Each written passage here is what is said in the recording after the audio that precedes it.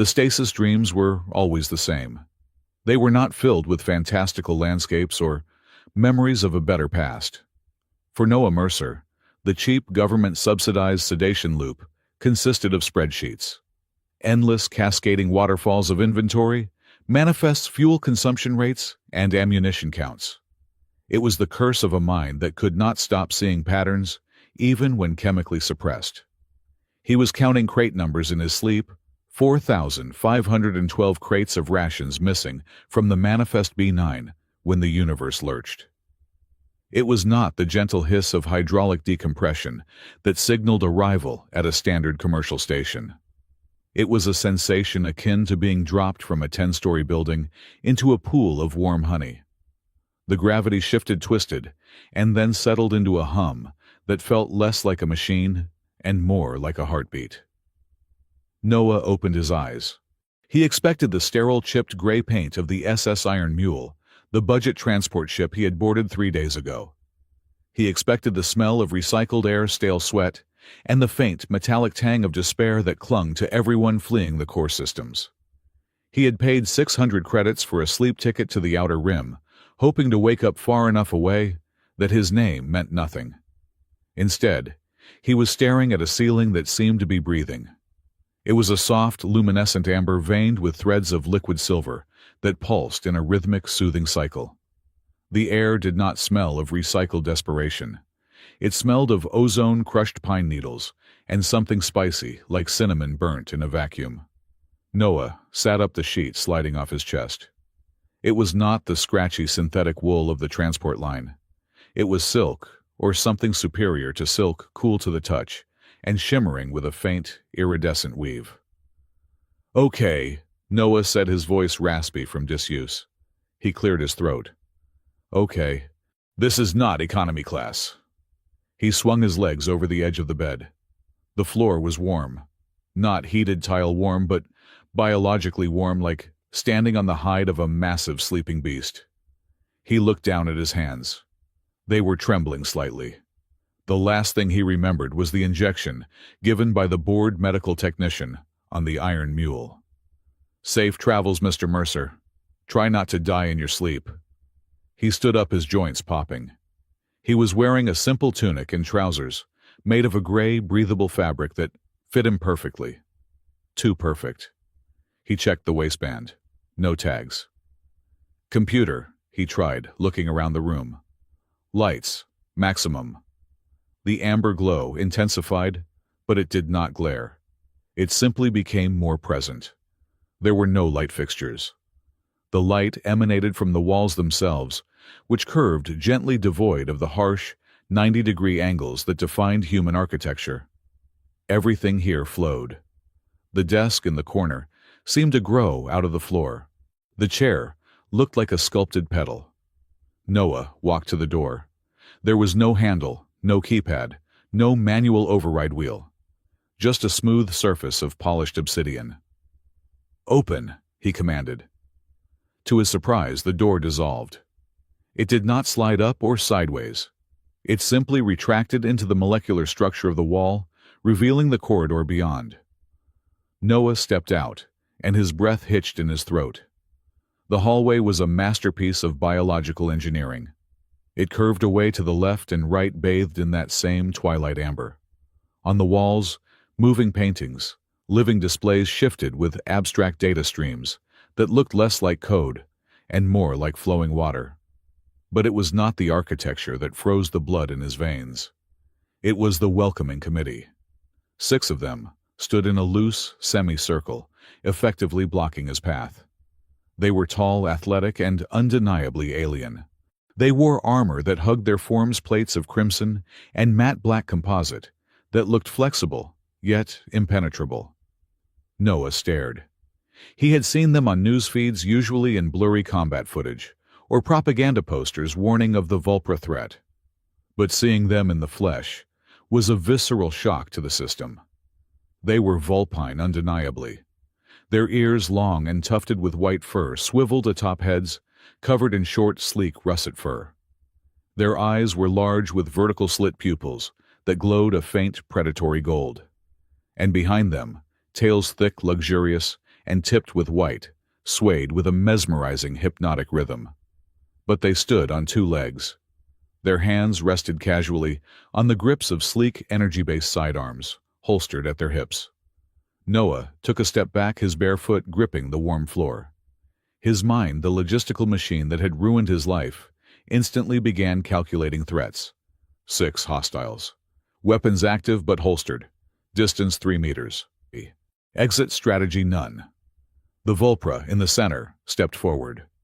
She was taller than the others, her armor adorned with intricate silver filigree. A scar ran through the fur on her left cheek, giving her a permanent expression of dangerous amusement. "Noah Mercer," she said. Her voice was a low contralto rolling with a strange accent that elongated the vowels. "Finally, you sleep like a dead rock," Noah blinked. "It is a sedative," he managed to say, his brain struggling to bridge the gap between cheap transport and fox warriors. "It is supposed to keep you under for the jump." "For a human jump, perhaps," the leader said. She tilted her head, her ears twitching forward. "Our engines run a little hotter. You have been out for 200 hours. 200, Noah did the calculation. That was over a week ago. "Where am I? Who are you?" "I am Commander Rhea Solis," she said, tapping a clawed finger against her breastplate. "This is the Crimson Den, and you are currently trespassing in the officers' quarters." Noah looked at the other 5 guards. They were watching him with an intensity that made his skin crawl. It was not just aggression. It was a curiosity. They looked at him the way a scientist might look at a lab rat that had suddenly learned to tap dance. "The Crimson Den," Noah repeated. The name triggered a cascading file search in his memory. He was a logistics officer. He knew ship names. He knew registry numbers.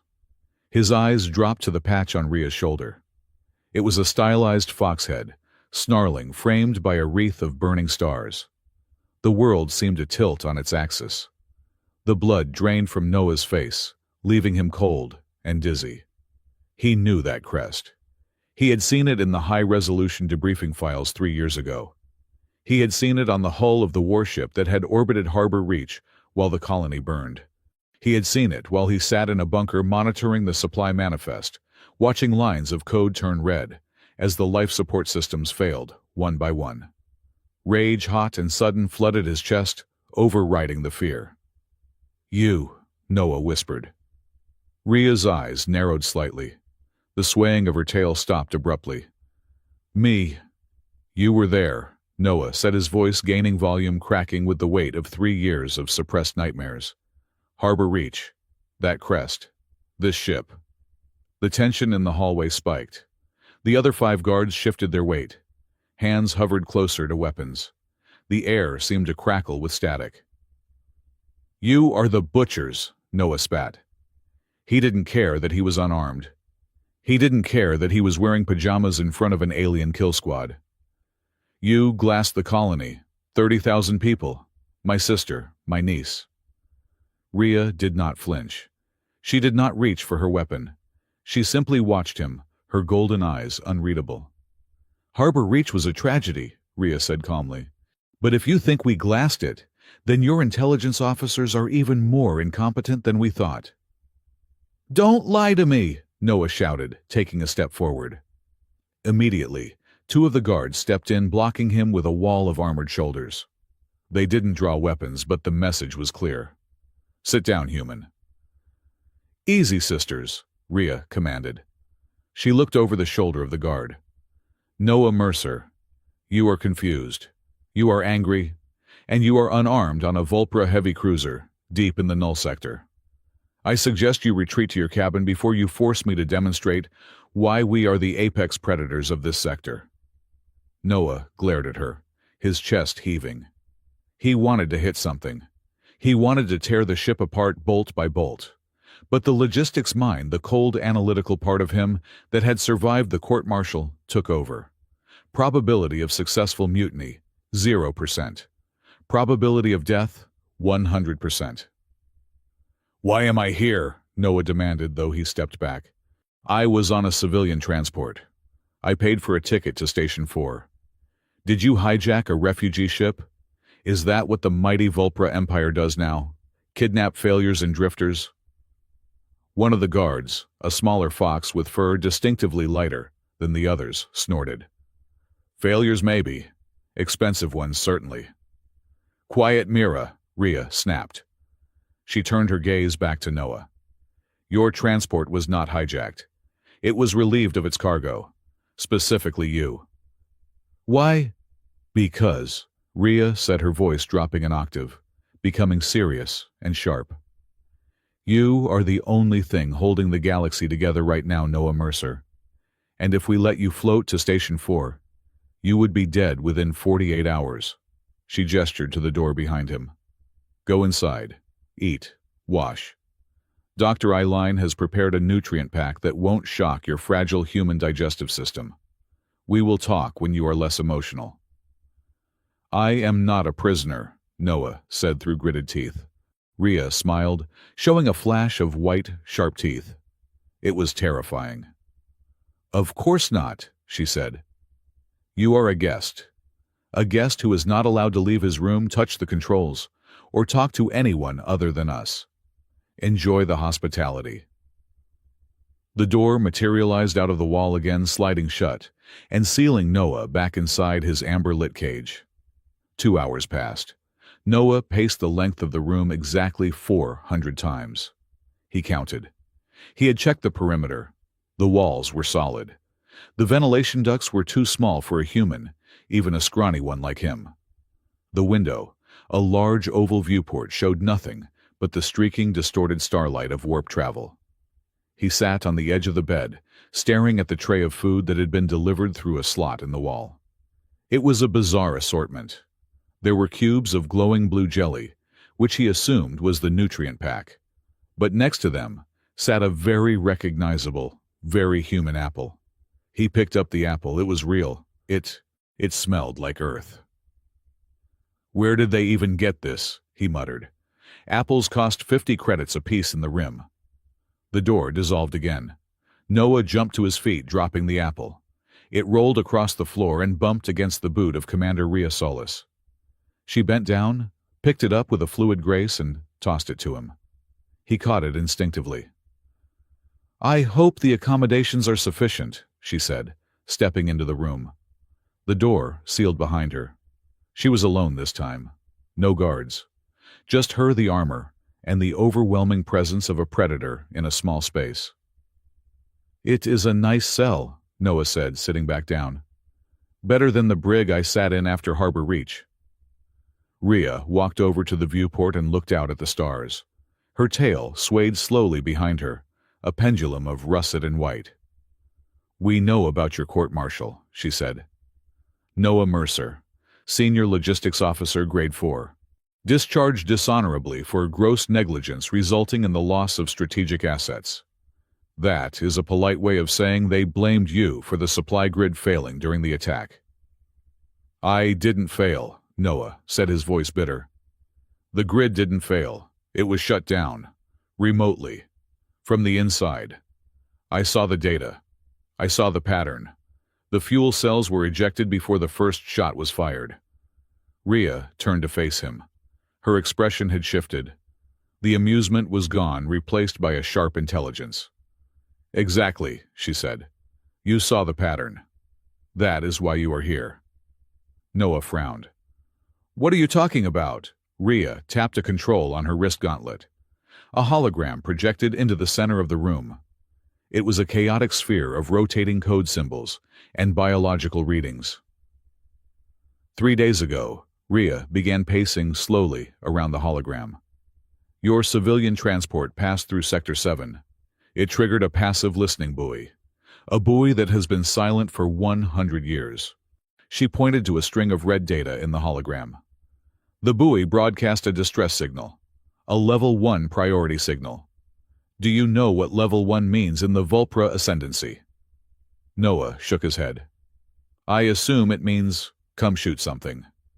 It means the Emperor is dead, Rhea corrected. Or it implies a crisis of existential magnitude. We intercepted the signal. It was encrypted. heavily. But the key to the encryption. She looked at Noah, her golden eyes boring into him. Was a biological signature. Specifically a human genome sequence. Noah laughed. It was a dry, humorless sound. You have the wrong guy. I am nobody. I am a warehouse counter. My parents were asteroid miners. My genetic code is about as special as dirt. That is what we thought, Rhea said. Until we matched the signature from the buoy to the passenger manifest of the SS Iron Mule. It was a 100% match to you, Noah Mercer. Noah stared at the hologram. The numbers spun. He looked at them, really looked at them. And then the habit kicked in. The curse, he saw it. Buried in the chaotic stream of alien code, there was a rhythm, a cadence. It was a supply chain logic, input, output, storage, key. That's, Noah squinted. That's not just a signal. That's a routing number. It's a logistical path. Rhea's ears perked up. Explain. Look at the third column, Noah said, pointing at the light.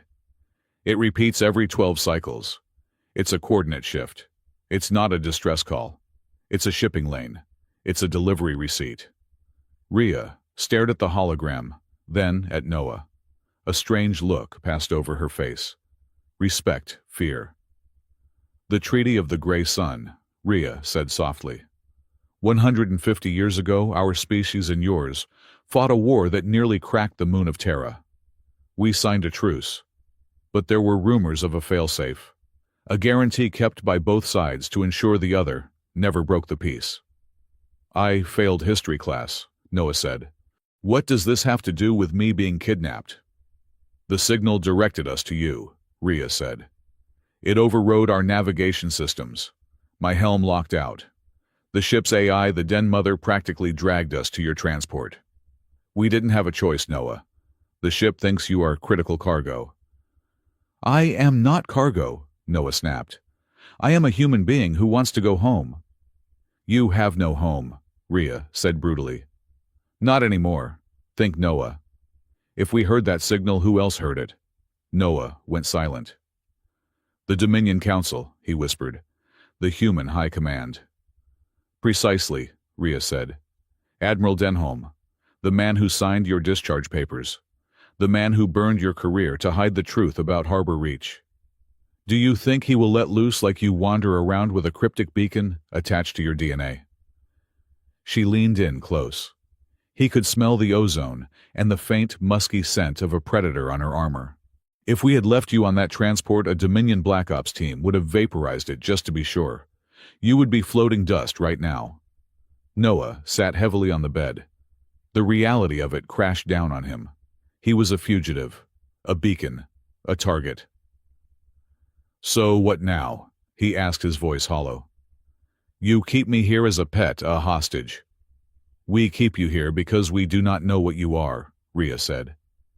And until we figure out why an ancient peace treaty is using your blood as a password, you are under the protection of the Crimson Den. She straightened up and walked to the door. Rest, Noah. Tomorrow, Talashi is our chief engineer, wants to pick your brain about human pattern logic. Try not to be too rude. She bites. Wait, Noah called out. Rhea paused at the door, glancing back over her shoulder. Harbor Reach, Noah said. If you didn't attack it, why were you there? Rhea hesitated. For a second, the mask of the commander slipped. Her tail drooped slightly, a sign of sadness Noah instinctively recognized, even without knowing the language. We were not there to attack, she said softly. We were there to answer a distress call, just like this one, but we were too late. She stepped out, and the door sealed shut. Noah sat in the silence for a long time. He picked up the apple again. He took a bite. It was crisp, sweet, and tart. He stood up and walked to the viewport. Outside, the stars were streaks of white fire. The Crimson Den was cutting through the void at a speed human ships could only dream of. He looked down the length of the ship's hull, visible from his window. It was organic, pulsing with red light, a living beast swimming through the dark. He looked towards where he thought Earth might be. It was millions of miles away, Billions. He was the only human on a ship full of apex predators who claimed to be his saviors. He was the scapegoat for a massacre. And now, apparently, he was a walking, breathing encryption key for a century-old secret. Noah looked at the door. He knew without checking that the guards were still there. The sisters. Watching. Waiting. Great, Noah muttered to the empty room, taking another bite of the apple. Just great. I asked for a quiet retirement and I get a fox harem with loaded guns and a galactic conspiracy. He leaned his forehead against the cool glass. The pattern in the hologram was still burning in his mind. He closed his eyes, and he could see it. It wasn't just a shipping lane. It was a countdown. And it had already started. The next morning, or what passed for morning on a ship that lived in eternal twilight, began with a chime. Guest Noah, a synthesized female voice said. Breakfast is served. The slot in the wall opened. This time, there was a steaming bowl of what looked like oatmeal but purple, and a mug of something that smelled suspiciously like coffee. Noah approached it cautiously. Coffee. Synthesized, the voice replied. Replicating chemically exact compounds of Arabica beans. Caffeine content, 150 milligrams. I'll take it, Noah said. He sipped the liquid. It was hot, bitter, and perfect. The door dissolved. Standing there was not Rhea, and not the guards from yesterday. It was a slightly shorter Vulpra, her fur a dusty shade of orange, her armor covered in grease smudges and tool belts. She wore goggles pushed up on her forehead, and her tail was wagging with a frantic energy. You are awake, she chirped. Good, I am Tala, chief engineer. I have so many questions. She didn't wait for an invitation. She bounced into the room holding a datapad. Okay, so, Tala started scrolling rapidly. Human logistics. Base 10 mathematics, right. But you use binary for computing. Why it is so inefficient. We use trinary logic states. Much smoother.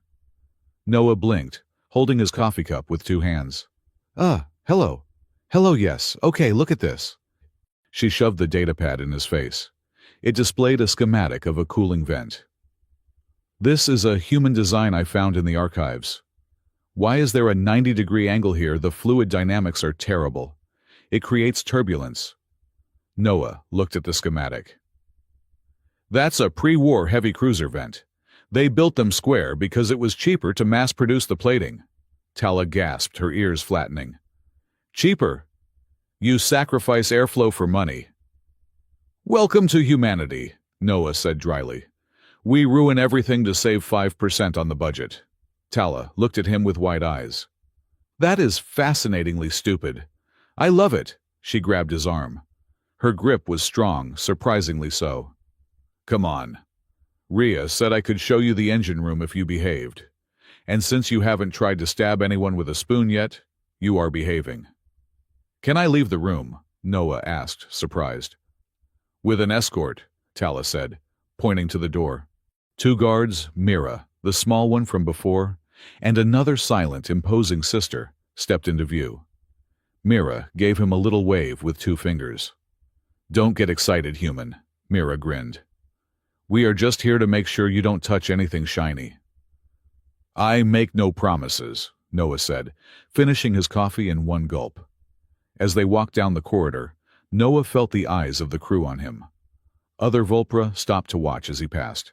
Some whispered. Some growled low in their throats. But Tala kept chatting, oblivious to the tension. So, Tala said, her tail swishing back and forth, occasionally brushing against Noah's leg. Is it true humans only have 1 tail? We have 0 tails, Tala, Noah said. 0, she looked horrified. How do you balance? How do you express sarcasm? We use our faces, Noah said. And words. Boring, Mira chimed in from behind. No wonder you people are always fighting. You can't tell when someone is happy unless they scream, I am happy at you. Noah actually laughed. It was a short, startled sound. You might have a point there, he admitted. They reached a massive blast door at the end of the corridor. Tala placed her palm on the scanner. The door groaned a biological muscular sound and split open. The engine room of the Crimson Den was a cathedral of light. In the center, suspended in a magnetic field, was the core. It wasn't a reactor. It was a star, a captured miniature singularity swirling with violent, violet energy. But growing around it, containing it, were roots, massive crystalline roots that pulsed with the heartbeat Noah had felt earlier. The heart root, Tala whispered reverently. It feeds on the singularity and gives us life. Noah stared at it. His pattern mind engaged instantly. He saw the flow of energy. He saw the consumption rates. He saw the distribution network branching out to the thrusters, the shields, the life support. It was beautiful, and it was terrifyingly efficient. It's alive, Noah said.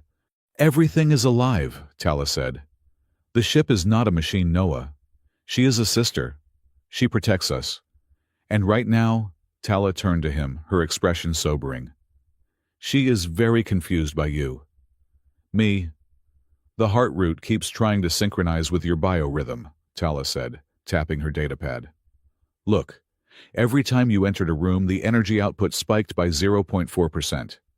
She likes you, Mira snorted. Great. The ship has a pet human too. Noah looked at the data on Tala's screen. She was right. The spikes aligned perfectly with his movements. This doesn't make sense, Noah muttered. I'm human. This ship is Volpra technology. We are incompatible. Apparently not, Tala said.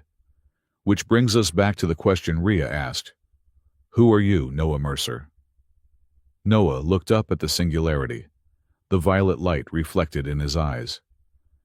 I'm just the guy who counts the boxes, he whispered. But deep down, a cold knot of dread was tightening in his stomach. The pattern was getting clearer. The signal. The biolock. The ship synchronizes with him. He wasn't just a key. He was a component. Suddenly, a red alert klaxon blared, not a mechanical siren, but a high-pitched, shrieking howl that echoed through the ship. The lights shifted from amber to a blood-red crimson. Contact, Rhea's voice boomed over the speakers. Multiple signatures dropping out of warp. Dominion signatures. All hands to battle stations. Mira's playful demeanor vanished instantly. She unholstered her weapon. The other guard grabbed Noah by the arm, her grip bruising. Dominion! Tala's ears flattened against her skull. They found us. That is impossible. We are in the drift. They didn't find us, Noah said, realization dawning on him with the force of a physical blow. They followed the signal that is tied to me. He looked at Tala. I'm a tracking beacon. Mira shoved him towards the door. Move, human. Unless you want to get blown up by your own people, we need to get you to the hardening shelter. As they ran through the corridors, the ship shuddering as the first energy lances struck the shields, Noah realized something. He wasn't angry at the Volpra anymore. He was terrified for them. And for the first time in 3 years, he had a clear objective. Objective survive. Secondary objective. Don't let the bastards who burned Harbor Reach burn this ship too. Tala, Noah yelled over the screaming of the hull. The vents. The square ones. They are weak points. Tala looked at him confused. What? If they are Dominion ships, they will target the thermal exhaust ports because they assume you use standard cooling, but you don't. You use dispersion routes. Yes, Tala yelled back. Vent the plasma through the auxiliary routes, Noah screamed. Create a cloud, it will scatter their targeting lasers. Tala stopped running for a split second. She looked at Noah. Then she grinned a wild, feral expression. That is a terrible idea, she shouted. I love it. She tapped her gauntlet furiously as they rounded the corner to his quarters. Get inside, Mira ordered, throwing him into his room. Stay down. The door was sealed. Noah was alone again. But this time he didn't sit on the bed. He ran to the viewport. Outside, the void was lighting up. 3 massive blocky human destroyers, gray steel and gunmetal, were closing in on the elegant red curve of the Crimson Den. Green lasers slashed through the darkness. The Fox ship shuddered violently. Then Noah saw it. A massive cloud of superheated plasma vented from the side of the Crimson Den, creating a glowing chaotic nebula around the ship. The green lasers from the human destroyers hit the cloud and refracted, scattering harmlessly into space. Noah watched, his heart pounding against his ribs. "Got you," he whispered. He pressed his hand against the wall. It was warm, vibrating with the stress of combat. "Don't die," he told the ship. "Don't you dare die." For a moment he thought he felt a pulse against his palm. Acknowledgement. Noah Mercer, the disgraced logistics officer, stood at the window of an alien warship, watching his own people try to kill him, and realized with a sinking certainty that his life as a boring, invisible man was over. He was at war. And for the first time, he wasn't sure which side he was on. The concept of a morning routine was entirely theoretical on the Crimson Den. Without a sun to rise or set time, was dictated by the rhythmic thrumming heartbeat of the ship's organic core and the arbitrary dimming of the bioluminescent walls. Noah Mercer had been aboard for what he calculated to be 7 standard rotations, yet he still woke up with the panicked sensation of falling. He sat up in his bed, the silk sheets pooling around his waist. His first thought was not of the looming galactic war, nor of the terrifyingly attractive foxwomen guarding his door. His first thought was of water, specifically the lack of it. Noah shuffled to the hygiene alcove in the corner of his quarters. He stared at the smooth, amber-colored depression in the floor. There were no faucets. There were no knobs. There was only a single judgmental sensor eye embedded in the wall. "Cleanse," Noah commanded, bracing himself. The air in the alcove shimmered. A column of high-intensity ultraviolet light and sonic vibrations descended from the ceiling. It did not feel like a warm shower. It felt like standing inside a static electricity storm, while thousands of tiny invisible ants scrubbed his skin with sandpaper. "I hate this," Noah muttered, squeezing his eyes shut as the sonic waves blasted away dead skin cells and bacteria. "I hate this so much. I would kill for a bucket of lukewarm water and a bar of gritty soap." The cycle ended with a chime. Noah stepped out feeling sterilized rather than clean. His skin tingled unpleasantly. He dressed in the fresh tunic provided by the ship, another seamless gray garment that fit too well, and waited. Right on cue, the door dissolved. It was not a guard this time, but Dr. Eileen. The ship's medical officer was distinct from the warriors. Her fur was a softer cream color, her armor less plated and more utilitarian, filled with pouches and glowing vials. She held a tray. "Good cycle, Noah," Eileen said.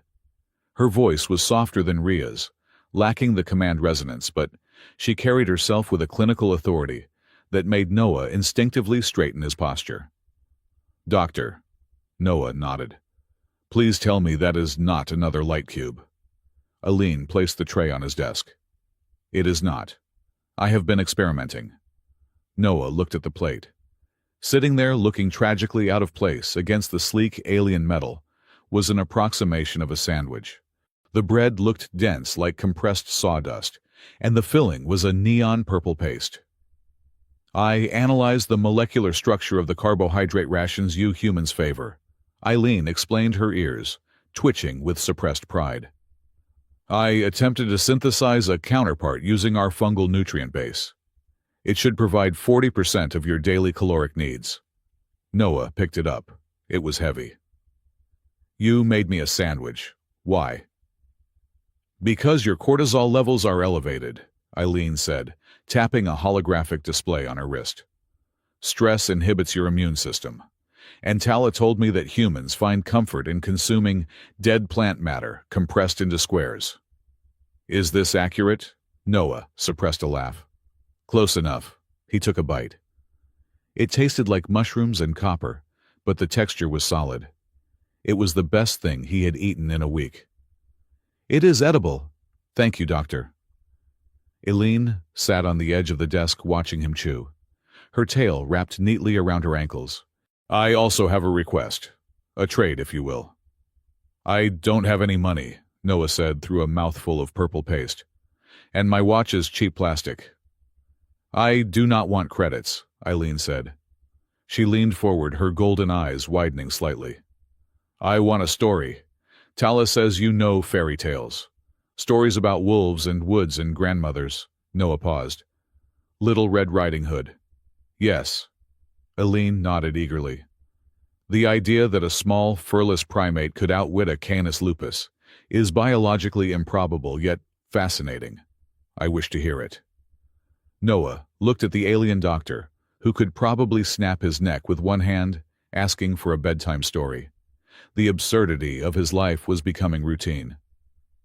"All right," Noah swallowed the last of the sandwich. "But I get to ask a question for every part of the story I tell." Eileen narrowed her eyes. "Commander Rhea has forbidden us from discussing operational data." "I don't want operational data," Noah lied smoothly. "I want to know about the crew. Who is guarding me today?" Eileen considered this, then nodded. "Acceptable. Begin." An hour later, Noah was walking down the curved corridor with a new escort. Eileen had returned to the medical bay, leaving him in the care of Mira. Mira was the smallest of the sisters, a scout with russet fur that seemed to bristle with constant energy. She didn't walk. She prowled. She was currently walking backward, facing Noah, her sidearm hanging loosely at her hip.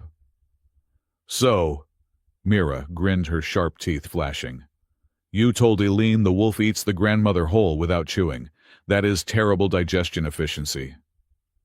"It is a metaphor, Mira," Noah said, keeping his eyes on the passing wall displays. His mind was recording everything. Fuel lines running dorsal. 3 security checkpoints passed. Shift changes every 6 hours. "Where are we going?" "Engineering," Mira said, spinning around to walk forward. "Tala is threatening to disassemble the warp drive if she does not get someone to explain thermal throttling to her. Rhea decided it was safer to send you than to let Tala blow up the ship." "Rhea trusts me near the engine?" Noah asked, surprised. "Rhea trusts that I will shoot you in the kneecap if you touch anything red," Mira replied cheerfully. "Do not touch anything red, Noah." Noted. They reached the massive blast doors of engineering. Tala was waiting for them, practically vibrating. The engineer was covered in grease and soot, her goggles magnifying her eyes to comical proportions. "Noah!" Tala shouted over the hum of the core. "Get over here, I found a picture of a motherboard from the 21st century. Look at it. It is barbaric." She dragged him to a console. On the screen was a grainy image of an ancient green circuit board. "Look at the soldering!" Tala gestured wildly. "It is two-dimensional. How did you people process data without depth? Did you just stack the electrons?" "We were working with silicon and copper, Tala," Noah said, leaning over the console. "We didn't have bioneural gel." "And the input method," Tala shuddered. "Keyboards. You hit the machine with your fingers, repeatedly." "It was tactile," Noah defended his ancestors. "You pressed a key, a letter appeared. It was satisfying." "It sounds like abuse," Tala sniffed. "Here we interface directly." She placed her hand on a gel pad. The screen rippled and changed colors, responding to her neural impulses. "We ask the ship to calculate, and she does. We do not have to beat the answers out of her." Noah watched the data stream flow across Tala's screen. It was fast, but his mind caught the rhythm. He saw the fuel consumption logs scrolling by in the corner. "Wait." He squinted. "Sector 4 patrol logs. Ammunition expenditure 0. "Tala," Noah said casually. "I heard a human idiom the other day that confused me. Maybe you know the Vulpra equivalent. Pull the plug." Tala looked at him confused. "Pull the plug. Why would you remove the life support connection that kills the patient? Or the ship? Is this a human execution method?" "No, it means to stop a project. To cancel something," Noah explained. "Like if you were on a mission and it went wrong, you would pull the plug. Ah, Tala nodded. We say, sever the root. But we rarely do it. Vulpra do not abandon tasks. It is a matter of honor. What about burned bridges? Noah pressed. Mira, who was leaning against a support strut, cleaning her nails with a combat knife, snorted. Why are humans so obsessed with destroying infrastructure? First you pull plugs, then you burn bridges. Do you ever build anything, or do you just break things until they work? It means to cut off a retreat, Noah said. To make it impossible to go back. Mira stopped cleaning her nails. Her tail, which had been swaying lazily, went rigid. The white tip gave a sharp, distinctive twitch to the left. We know what it means, Mira said, her voice dropping the playful tone. We call it the hunter's commitment. When you step into the den of a bear, you block the exit. Only one comes out. Noah watched her tail. Your tail stopped moving. Mira blinked. What? Your tail, Noah pointed. It was swishing, happy or relaxed. Then I mentioned no retreat and it went stiff, and it twitched left. Mira looked at her own tail, then back at Noah. A slow, impressed smile spread across her face. You are observant of a blind primate, she said. Yes, the left twitch is caution, defensive aggression. And the right, Noah asked. Curiosity, Mira said. Or hunger, sometimes both. And if it puffs up, that means you are about to die, Tala said, helpfully from the console. Or that you have stepped on it. Both result in death usually. Noah filed that away. Left is bad. Right is interesting. Puffs are lethal. He turned back to the screen, pretending to look at the motherboard. But his eyes were scanning the patrol logs again. Harbor Reach. Date 3 years ago. The Crimson Den log entry. He found it. A tiny fragment of data Tala hadn't closed. Mission type search and rescue. Ordnance deployed, countermeasures only. Casualties inflicted 0. Noah's heart hammered against his ribs. The log contradicted everything the human Dominion had told him. The official report said the Crimson Den had bombarded the colony with plasma torpedoes.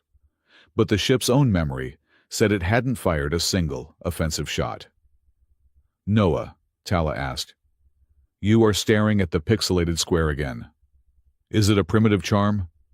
Yeah, Noah lied, stepping back. Just admiring the inefficiency. He needed more. A log entry could be faked, but his gut and his pattern recognition told him the numbers on the screen were authentic. The fuel burn matched a rescue profile, high-speed, low mass. Not a heavy bombardment profile. 2 days later, the tension on the ship shifted. It wasn't anything Noah could hear, but he could feel it. The ambient lighting in the corridors was a shade darker. The sisters walked faster, their conversations hushed. Rhea Solis had summoned him to the training deck. When Noah arrived, the room was vast and circular, the walls padded with impact-absorbing gel. In the center, Rhea was moving through a combat routine. She was fighting a holographic simulation of 3 heavy combat drones. She moved like liquid fire. She held a glaive, a long staff with blades of coherent energy at both ends. She spun, ducked and struck with a precision that was terrifying to behold. The drones fired stun bolts, but Rhea was never where the bolts landed. She deflected them with the shaft of her glaive, sending them careening into the walls. Noah stood by the door, guarded by Mira. He watched, mesmerized. It was a dance of absolute violence. She is slow today, Mira whispered critically. Slow, Noah whispered back. She is moving faster than my eyes can track. She is distracted, Mira said. Her tail is tight. Noah looked. Rhea's tail was indeed held low and rigid, providing counterbalance, but lacking the fluid grace he had seen before. Rhea finished the routine with a savage overhead strike that shattered the last holographic drone into pixels. She deactivated the glaive and turned to Noah, her chest heaving slightly. Mercer, she said. Step forward. Noah walked onto the mats. The air smelled of ozone and sweat. You have been asking questions, Rhea said. She tossed the glaive to a waiting rack and grabbed a towel. Asking Aline about my command history. Asking Tala about fuel logs. Asking Mira about tail semantics. "I am a curious guest," Noah said, keeping his voice steady. "You are a spy," Rhea corrected. She walked towards him until she was intimately close. He had to look up to meet her eyes. She was a good head taller than him. "And you are looking for something specific. You want to prove we are monsters." "I want to know why my sister is dead," Noah said quietly. "I saw the logs, Rhea. In engineering. They say you didn't fire." "We didn't." "Then who did?" Noah demanded. "Colonies don't just explode. 30,000 people don't just vanish." "They didn't vanish," Rhea said, her voice hard as stone. "They were harvested." The word hung in the air, cold and brutal. "Harvested," Noah repeated. "By who?" "By the same people who put you on that transport," Rhea said. "The Dominion wants you to believe it was us. It is easier to blame the alien with the sharp teeth than to look in the mirror." "That is a lie," Noah snapped. "You are trying to turn me. You are trying to make me a weapon against my own kind." Rhea laughed a harsh barking sound. "You a weapon. You are a calculator, Noah. A soft, fleshy calculator. If I wanted a weapon, I would hand a plasma rifle to Mira." "I am not useless," Noah shouted. "I know things. I see things you don't." "Prove it," Rhea challenged. She gestured to the simulation controls. "The field generator for the training droids. It has been glitching for a week. Tala says it is fine. I say it is off. You are the pattern master. Tell me who is right." Noah looked at the generator. It was a large, humming pillar of black metal in the corner. He focused. He pushed aside the anger, the fear, the confusion. He let the numbers take over. He watched the pulse of the energy field. Hum, hum, click. Hum, hum, click. It was rhythmic. But there was a variance. Every 7th cycle, the light frequency dipped by 3 Hz. It was microscopic, invisible to the naked eye. But to Noah, it was a screaming red flag. "It's not fine," Noah said. "The magnetic containment is out of sync. It's off by 0.03%. "Tolerable limits," Rhea scoffed. "No." Noah shook his head, his eyes widening as he followed the pattern to its conclusion. "It's a harmonic resonance. The vibration is building up. It's not venting the excess heat. It's storing it in the capacitor." He looked at the readout on the wall. The capacitor charge was at 99%. "Rhea, move," Noah yelled. He didn't think so. He lunged forward. Rhea was a master warrior. Her reflexes were honed by decades of combat. But she was expecting an attack, not a rescue. When Noah threw himself at her, she hesitated for a fraction of a second. That was enough. Noah slammed into her, tackling her to the mats. His shoulder hit her breastplate, jarring his bone, but he drove them both down. Boom. The field generator didn't explode, but it discharged. A bolt of raw, uncontained plasma arced across the room, slashing through the air exactly where Rhea's head had been a second ago. It struck the far wall, melting a hole through the impact gel and scorching the metal beneath. The room went silent, save for the hiss of cooling metal. Noah was lying on top of the commander of the Crimson Den. He could feel the heat radiating from her armor. He could smell the scent of her fur pine and rain. He realized with a jolt of panic that his hands were pressing against her shoulders, and his face was inches from hers. Rhea's golden eyes were wide. Her pupils were blown into large circles. For a moment, neither of them moved. Noah scrambled off her, rolling onto his back and gasping for air. "You call that tolerable limits?" Rhea sat up slowly. She looked at the scorched wall. Then she looked at Noah. Her tail was not puffed up. It was not twitching left. It was swaying very slowly to the right. "Tala is going to be cleaning the latrines for a month," Rhea growled. But there was no heat in it. She stood up and extended a hand to Noah. It was a gauntleted hand capable of crushing steel. Noah took it. She pulled him up effortlessly. "You saved me," she stated. It wasn't a question. "I saw the pattern," Noah said, rubbing his bruised shoulder. "It was obvious." "Not to my sensors," Rhea said. She held his gaze. "You called us butchers in pretty armor yesterday." "I did." "Do you still believe that—" Noah looked at the hole in the wall. He looked at Mira, who was staring at him with open-mouthed shock. He looked back at Rhea. "I don't know what I believe," Noah admitted. "But I know you didn't fire that generator. And I know you didn't kill me when I tackled you." Rhea stepped closer. She reached out and brushed a speck of dust off his tunic. The gesture was surprisingly intimate. "We are not the enemy, Noah," she said softly. "We are just the other side of the coin, and right now, someone is trying to melt the coin down." The dynamic on the ship changed after the accident. The sisters stopped looking at him like a prisoner and started looking at him like a mascot.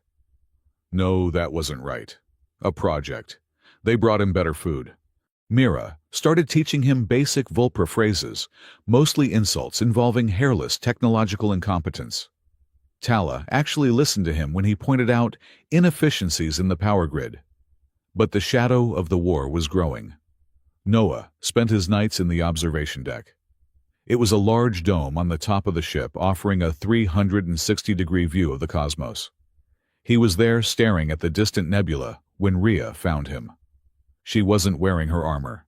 She wore a long, flowing robe of deep crimson silk.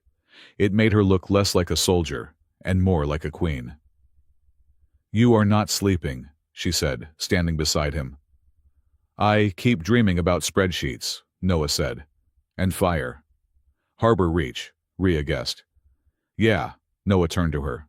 "Rhea, you have to tell me. If you were there to rescue, why did you fail?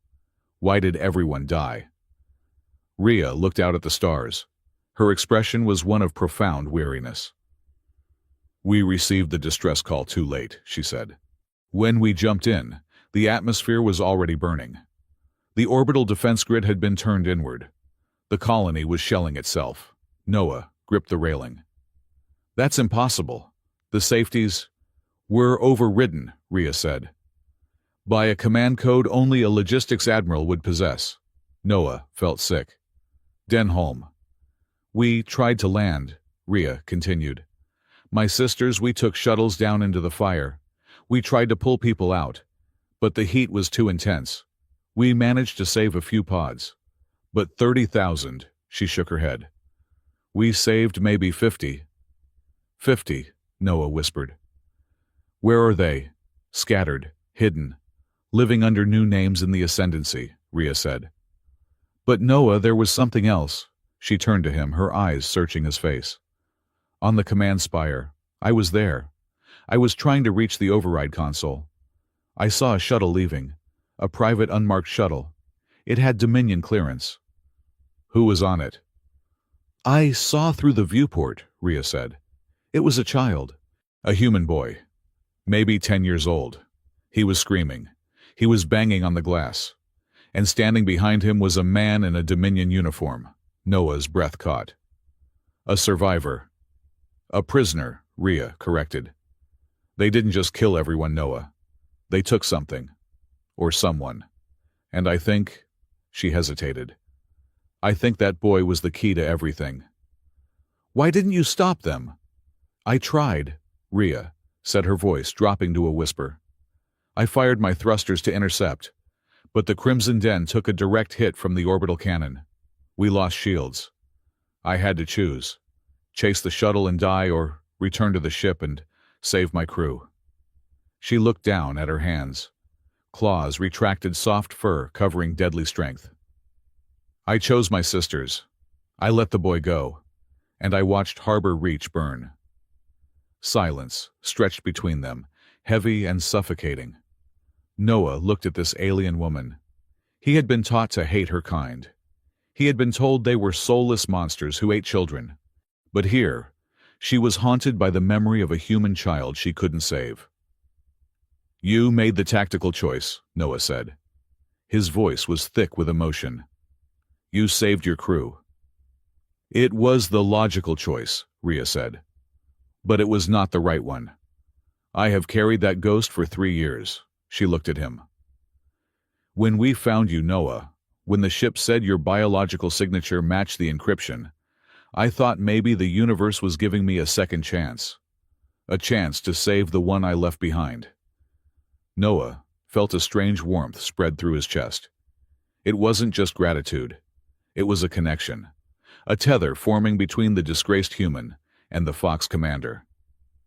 I'm not that boy Rhea, Noah said gently. I'm just a guy who got framed. Perhaps, Rhea said.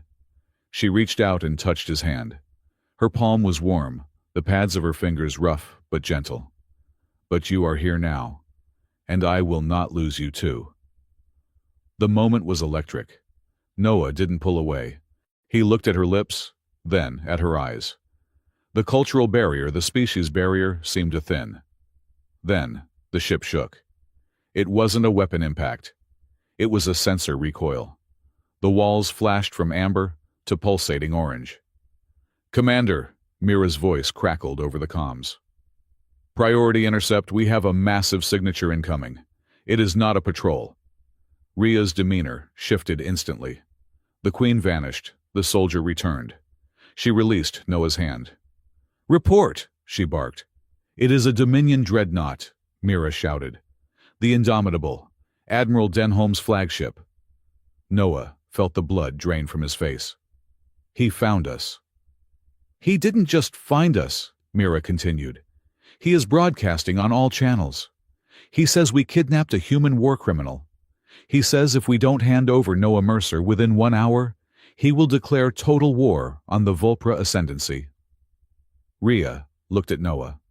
There was no fear in her eyes, only a grim resolve. Let him try, Rhea snarled. Rhea, Noah said, his mind racing. If you fight him, you start a war, a real one. Millions will die. If I give you to him, you die, Rhea said. And the truth dies with you. There has to be another way, Noah said. He grabbed her arm. Show me the data. Show me the broadcast. Rhea hesitated, then nodded. Bridge. Now. They ran. When they reached the bridge, a circular room filled with holographic displays and sisters working frantic consoles, the main screen was dominated by the face of Admiral Rourke Denholm. He looked exactly as Noah remembered, steel-gray hair, a jaw like a shovel, and eyes that looked like they had been carved out of ice. Commander Solis, Denholm's voice boomed. You are harboring a terrorist. Noah Mercer was the architect of the Harbor Reach massacre. He sabotaged the colony from within and defected to your kind. Return him, and I will show mercy to your ship. He is lying, Noah whispered, staring at the screen. He is rewriting history in real time. We know, Tala said from her station, her fingers flying across the gel pads. But the human fleet is listening. They believe him. Noah looked at the tactical map. The Indomitable was surrounded by 20 destroyers. The Crimson Den was alone. We can't win this fight, Noah said. Rhea, look at the numbers. Their output is 10 times ours. We do not need to win, Rhea said. We just need to bleed them enough to escape. No, Noah said. He stepped forward, his eyes scanning the data streams of the enemy fleet. He saw it again. The pattern. The formation of the human ships wasn't a standard attack grid. It was a containment net. They weren't trying to destroy the Crimson Den. They were trying to capture it. Why? Because they didn't just want Noah dead. They wanted him alive. They needed his biosignature. They won't fire main batteries, Noah said suddenly. Rhea, they are bluffing.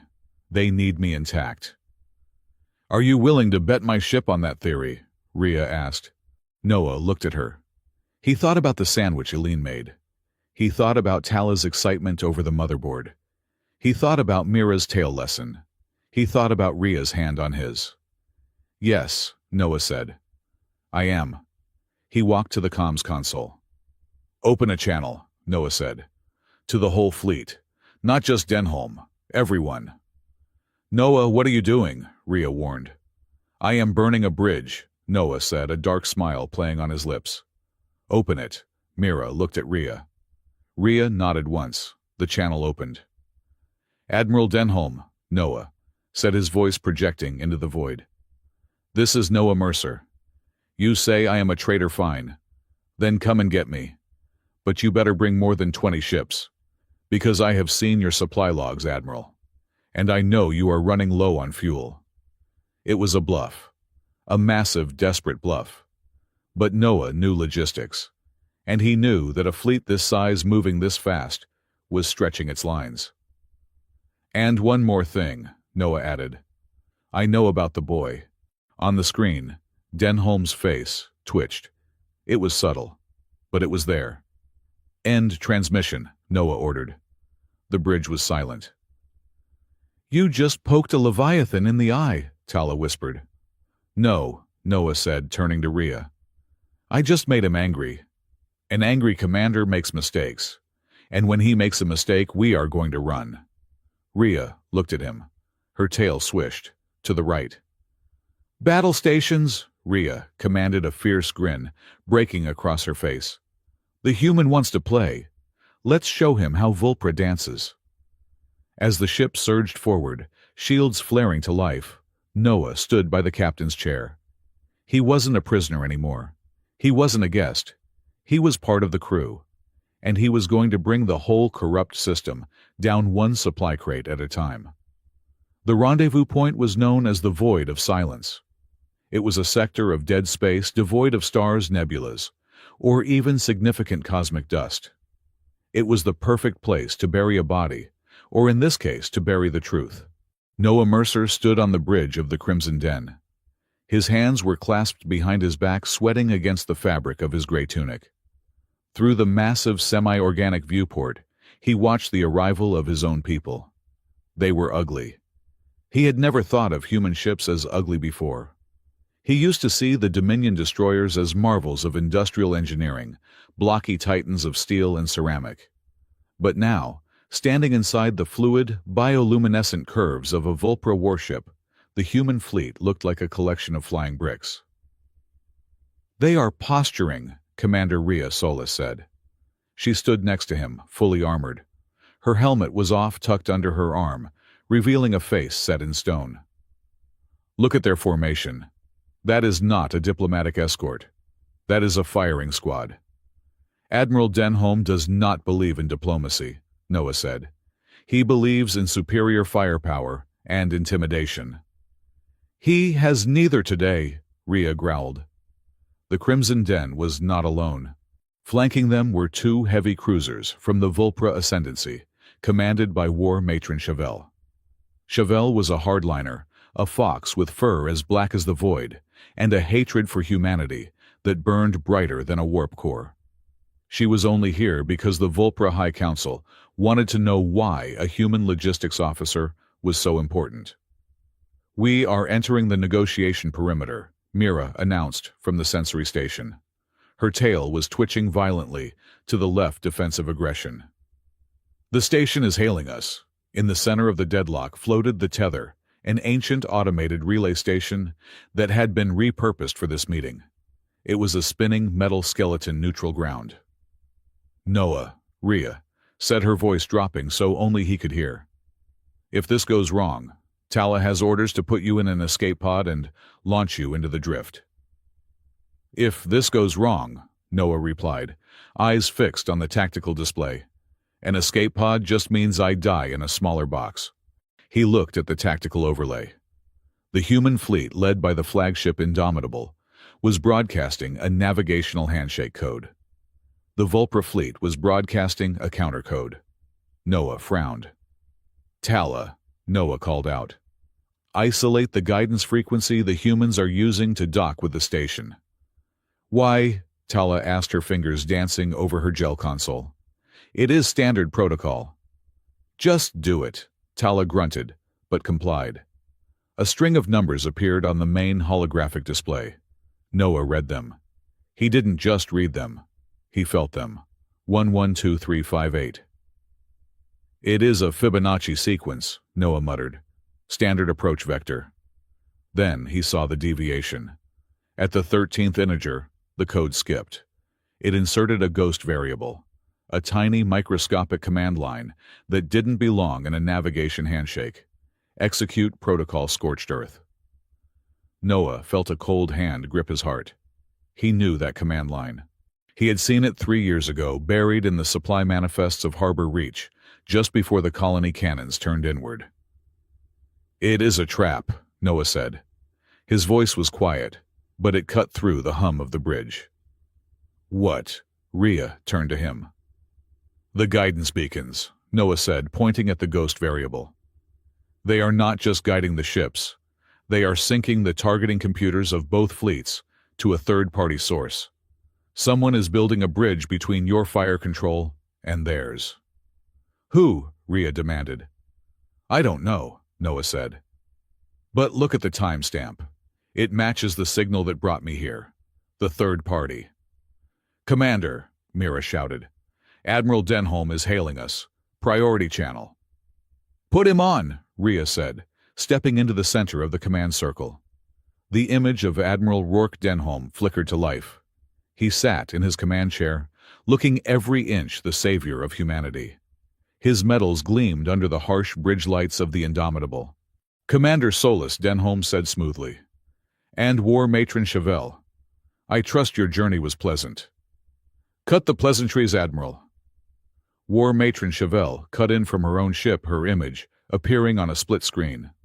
She looked feral, her ears flattened. We are here for humans. Hand him over and perhaps my sisters will not paint the stars with your blood. Such hostility, Denholm sighed. We only want justice.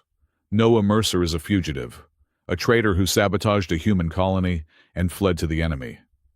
We are simply here to clean up our mess. Rhea stepped forward. He is not a mess, Admiral. He is a witness. A witness to what? Denholm sneered. His own incompetence. To your supply lines, Noah said.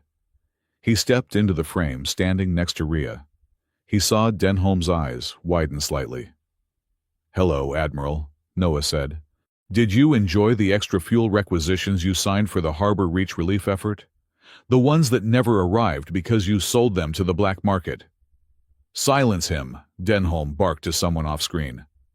This is preposterous. Commander Solus, I am giving you 1 minute to eject Mercer's pod. If you do not, we will consider this an act of war. You are already at war, you fool, Noah shouted. Look at your targeting arrays, they are locked. What are you babbling about? Denholm scowled. Check your systems, Noah yelled. Your fire control is offline, so is ours. On the Vulpra side, Chevelle was roaring orders. Why are the weapons not tracking? Override the safeties. I can't, Tala cried out from her station. The system is locked out. It is a hardline override from the station. Suddenly, the neutral station. The tether began to change.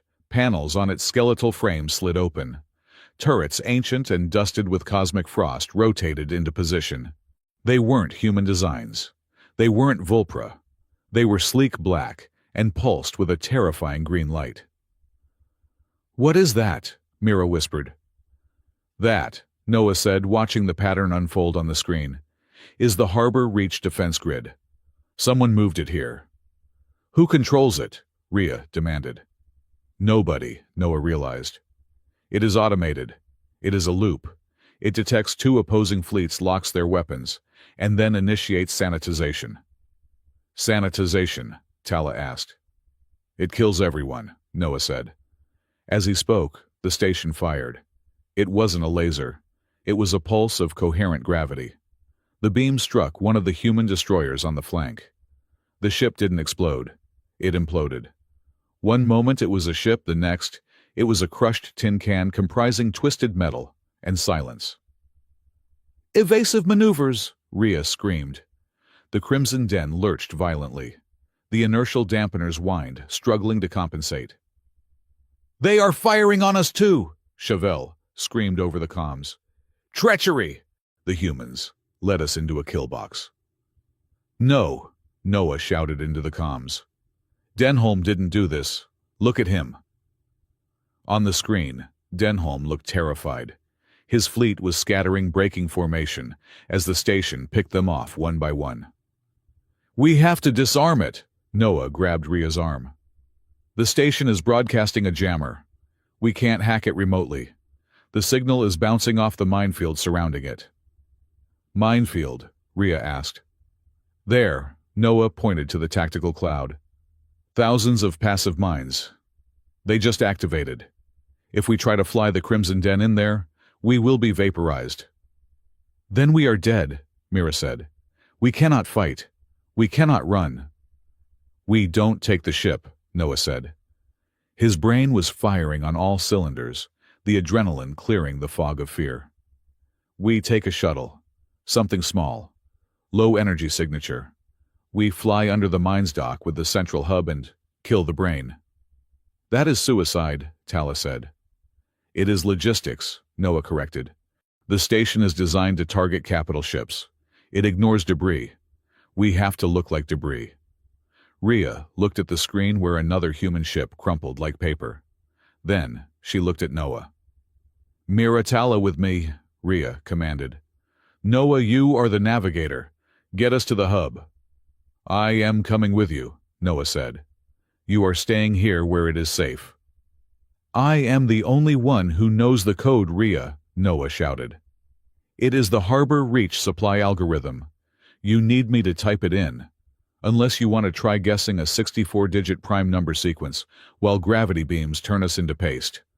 Rhea growled a low, dangerous sound in her throat. Fine. But if you die, I will kill you myself. The shuttle was a sleek, needle-like craft, barely large enough for the four of them. Rhea piloted. Mira manned the defensive turret. Tala was in engineering. Noah sat in the co-pilot seat, his hands flying across the sensor suite. Launch, Rhea ordered. The shuttle shot out of the Crimson Den's bay. Immediately, the void around them became a kaleidoscope of violence. The station was firing indiscriminately. Green beams slashed through the dark, dissecting ships from both fleets. Keep the power output below 5%, Noah ordered, his eyes glued to the energy readings. If we spike above 5, the mines will sense us. 5%, Rhea hissed, wrestling with the controls. That is barely enough to keep life support on. We are drifting. Exactly, Noah said. Be a rock, just a rock floating in space. A massive piece of debris, the severed bridge of a human frigate, tumbled past their canopy, missing them by meters. This is insane, Mira muttered from the gunner seat. I am a warrior, not garbage. Today, being garbage keeps you alive, Noah said. Left hard left, Rhea yanked the stick. The shuttle rolled narrowly, avoiding a proximity mine that blinked with a menacing red eye. We are approaching the hub, Tala said. The jamming signal is strongest here. My console is screaming. Visual contact, Rhea said. The central hub of the station was a spinning ring of black metal. In the center, a glowing green core pulsed like a malignant heart. There is no docking port, Rhea said. There is a maintenance hatch, Noah pointed. On the underbelly, it is manual. We have to go outside. Spacewalk, Mira groaned. I hate spacewalks. My fur gets static. Rhea brought the shuttle into a matching rotation with the hub. The G-forces pressed Noah into his seat, trying to crush the air from his lungs.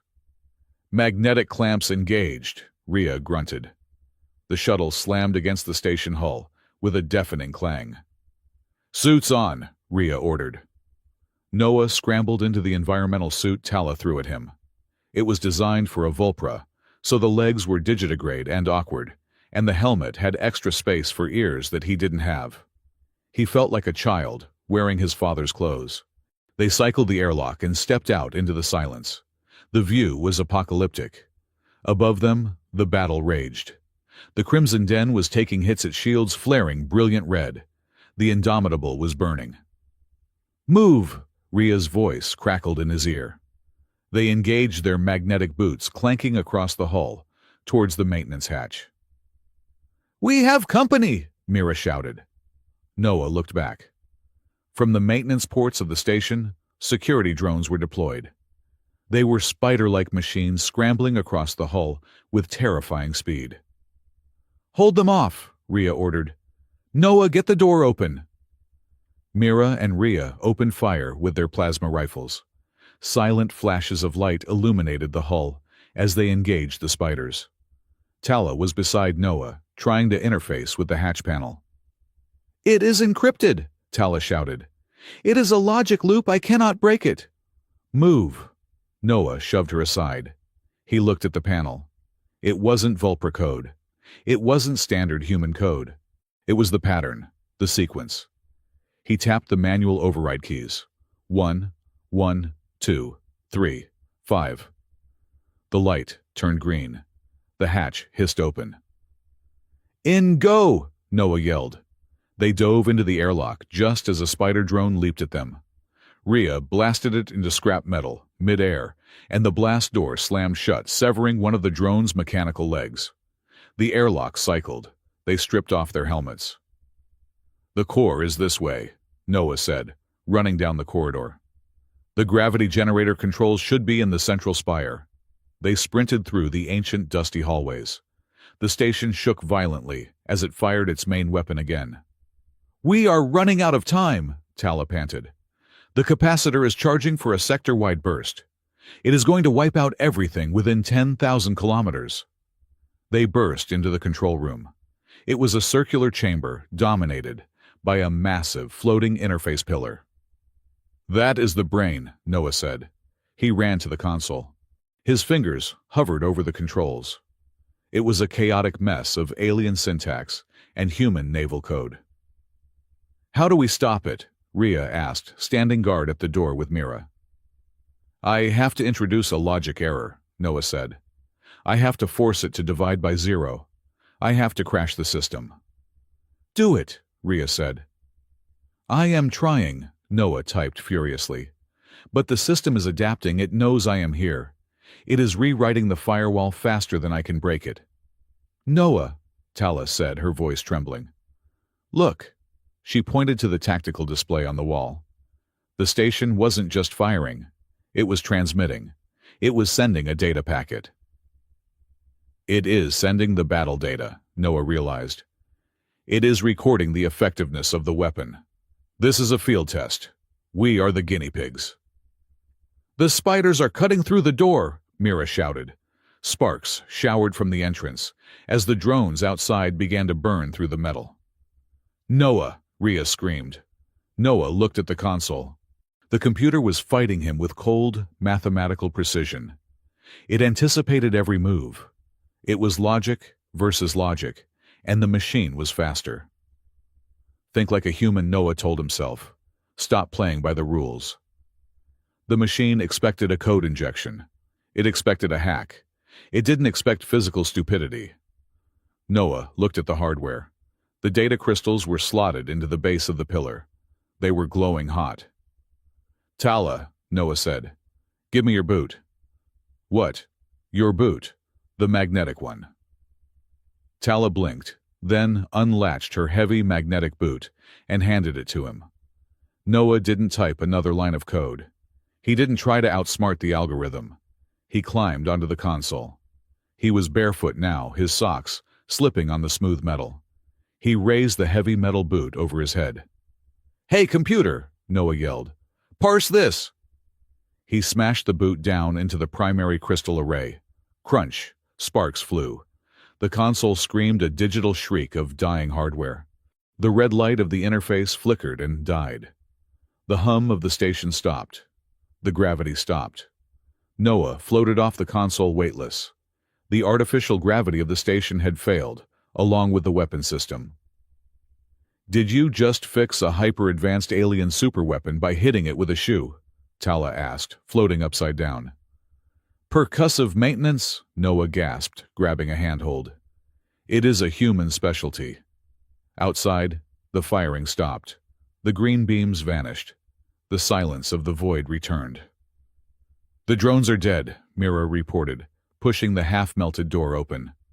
They deactivated. Rhea kicked off the wall, and floated over to Noah. She grabbed his tunic to steady him. "You are insane," she said. Her eyes were shining. "I am effective," Noah corrected. "We need to leave," Tala said, looking at her datapad.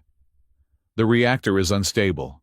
Without the cooling cycle, this station is going to melt down in 10 minutes. The flight back to the Crimson Den was quiet. The battle was over. The surviving ships of both fleets hung in space, battered and smoking. When they landed in the hangar bay, Noah collapsed. His legs felt like jelly. He sat on the deck, leaning against the shuttle's landing strut. Rhea sat down next to him. She didn't care about the grease on the floor or the dignity of her rank. She took her helmet off and ran a hand through her sweat-matted fur. "We survived," she said. "Barely," Noah said. "Noah," Rhea said. She turned to look at him. "You had a choice. You could have let the station destroy Denholm. You could have let it destroy Chevelle. You could have had your revenge. You could have wiped the slate clean." Noah looked at his hands. They were shaking. "I wanted to," Noah admitted. "For a second when I saw Denholm's face, I wanted to let it burn. But then, I looked at the Indomitable. There are 5,000 crew members on that ship, Rhea. Engineers, cooks, janitors. People like me. They didn't burn Harbor Reach. They are just following orders." Rhea looked at him with a gaze that was soft and terrifyingly intense. "You are a better man than they deserve," she said. She leaned in. The hangar bay was empty, except for them and the cooling shuttle. Tala and Mira had gone to check the damage. The distance between them closed. Noah could feel her breath. It was warm. He could see the gold flecks in her eyes. He forgot she was an alien. He forgot the war. He just saw someone who understood the weight of survival. He leaned in too. "Human pheromones are fascinating," Tala's voice boomed across the hangar. Noah and Rhea jumped apart, as if they had been electrocuted. Tala was standing by the airlock, holding a diagnostic tablet, grinning like a maniac. "The chemical markers for arousal and bonding are spiking off the charts," Tala announced happily.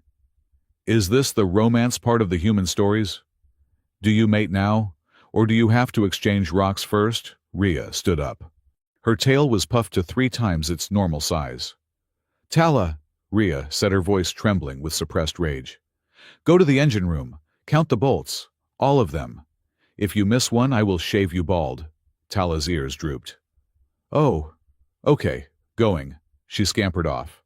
Noah stayed on the floor, covering his face with his hands. He was laughing. He couldn't help it. It was a hysterical, exhausted laughter. Rhea looked down at him, and the anger drained out of her. She started laughing too. It was a strange sound, like a bark mixed with a purr. "We are alive," Rhea said, offering him a hand up. "Yeah," Noah said, taking it. "We are alive." The ceasefire meeting was tense.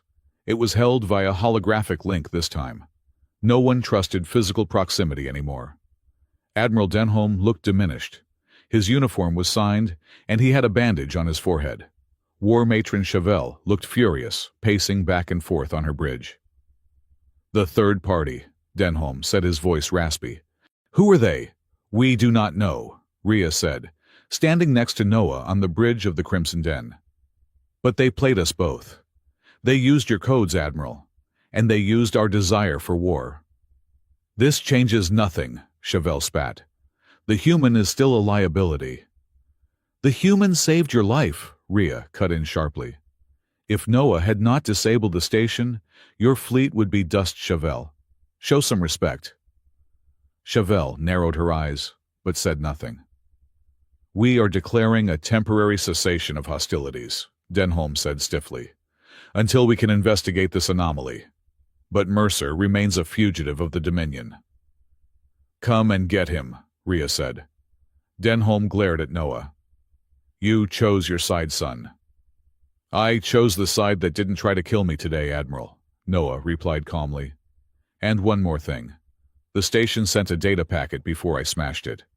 It went to a coordinate deep in the borderlands." So, Denholm asked. So, Noah smiled grimly. We are going to go find out who is on the receiving end. I suggest you stay out of our way. He cut the feed. The screen went black. Rhea turned to Noah. That was bold. Telling them we are hunting. It keeps them looking at us, Noah said, and not where we are actually going. And where are we actually going? Mira asked from the helm. Noah pulled up the data fragment he had stolen from the station's core before he smashed it. It was a set of coordinates, remote, desolate. We are going to follow the money, Noah said. Or in this case, the signal. That data packet wasn't just battle data. It was a receipt. He looked at the sisters. They were battered tired, but they were looking at him with trust. Set a course, Noah said. We have a ghost to catch. As the Crimson Den turned away from the wreckage of the battle, Noah looked out at the stars. He felt different. He wasn't the scared inventory clerk anymore. He had walked in the void. He had destroyed a superweapon with a shoe. And he had a family of deadly foxwomen who would kill anyone who touched him. It was, he decided, a strange life. But it was his life. And he was going to fight for it. The aftermath of the battle at the Void of Silence was not a celebration. It was a suffocating heavy quiet that settled over the Crimson Den like a shroud. The ship had survived, but the political fallout was radioactive. The Volpra High Council had formally reprimanded Commander Rhea Solis for reckless endangerment of fleet assets. The Human Dominion, led by a humiliated Admiral Denholm, had declared the sector a no-fly zone. Both sides were retreating to their corners, licking their wounds and sharpening their knives. And in the middle of it all was Noah Mercer. He was no longer a prisoner. He was something worse. He was a strategic anomaly. That was the official term the Dominion used in their public broadcasts. To the Volpra, he was a foreign contaminant with high intelligence value. Noah sat in the small, cramped mess hall of the Shadowstalker, a long-range reconnaissance corvette docked within the belly of the Crimson Den. He was staring at a datapad, his eyes burning from lack of sleep.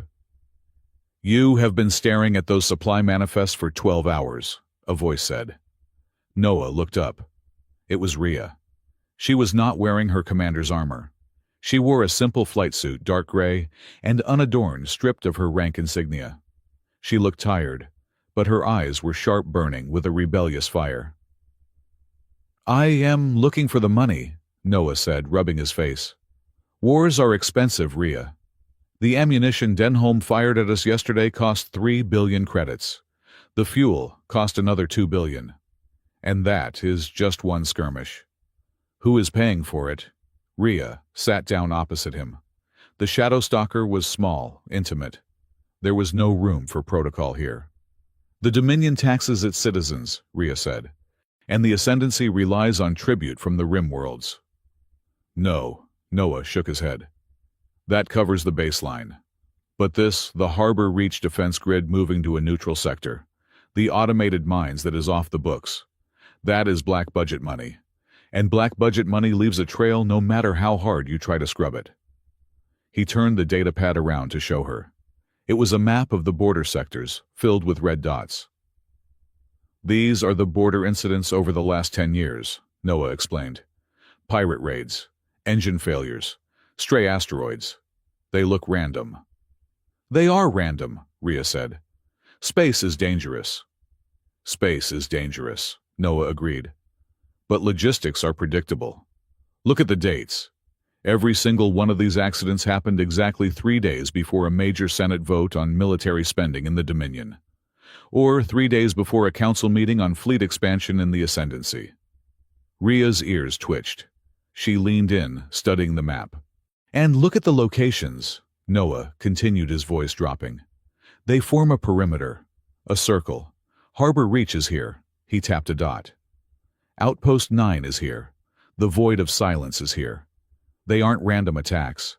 They are clearing the board. They are creating a dead zone where no one goes. And what is in the center of the dead zone? Rhea asked. That is what we are going to find out, Noah said. The airlock hissed open.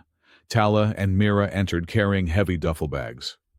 They were dressed in civilian mercenary gear, worn leather mismatched plating, and scuffed boots. "The Crimson Den is on lockdown," Tala reported, though she looked thrilled about it. "The High Council has ordered us to stay in orbit around the moon of Vex until further notice. Effectively, we are grounded." "And the crew?" Rhea asked. "Eileen has covered for us," Mira said, checking the charge on a plasma pistol that looked illegal in 12 systems. She logged a medical quarantine for the commander's quarters. "Contagious flu. Very nasty. Lots of vomiting. No one will check on you for at least 4 days." "4 days," Rhea nodded. "That is all we have." She looked at Noah. "Are you sure about this, Noah?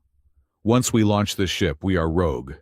If the Dominion catches us, you will be executed for treason. If the Vulpra catches us, I will be court-martialed and stripped of my fur." Noah looked at the map again. He looked at the red dot that marked Harbor Reach. He thought about his sister. He thought about the 3 years he spent in a cell thinking he was crazy because the numbers didn't add up. "I am done being a pawn, Rhea," Noah said softly. "I want to see the player," Rhea smiled.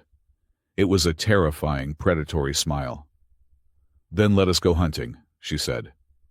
The Shadow Stalker was not like the Crimson Den. It was not a majestic warship. It was a knife in the dark. It had no active shields, only stealth coating. It had no luxury quarters, only bunk beds bolted to the hull. They slipped away from the fleet under the cover of a magnetic storm. Noah piloted, his hands sweating on the controls. He wasn't a pilot by trade, but he knew the shipping lanes better than anyone. He navigated them through the debris field of an asteroid belt, using the tumbling rocks to mask their engine signature. "We are clear," Tala announced from the engineering station 2 hours later. "We are ghosting. No active pings." They were deep in the borderlands now. This was lawless space. Here the clean utopian aesthetics of the Dominion and the organic elegance of the Vulpra gave way to rust scavengers and silence. "We need a lead," Rhea said, standing behind Noah's chair. "The coordinates you pulled from the station point to a sector deep in the nebula. But we cannot just fly in blind. We need to know what the local traffic looks like." "We stop at Oakhaven," Noah said. "Oakhaven," Mira scoffed. "That is a trash heap. It is a station built inside the carcass of a colony ship.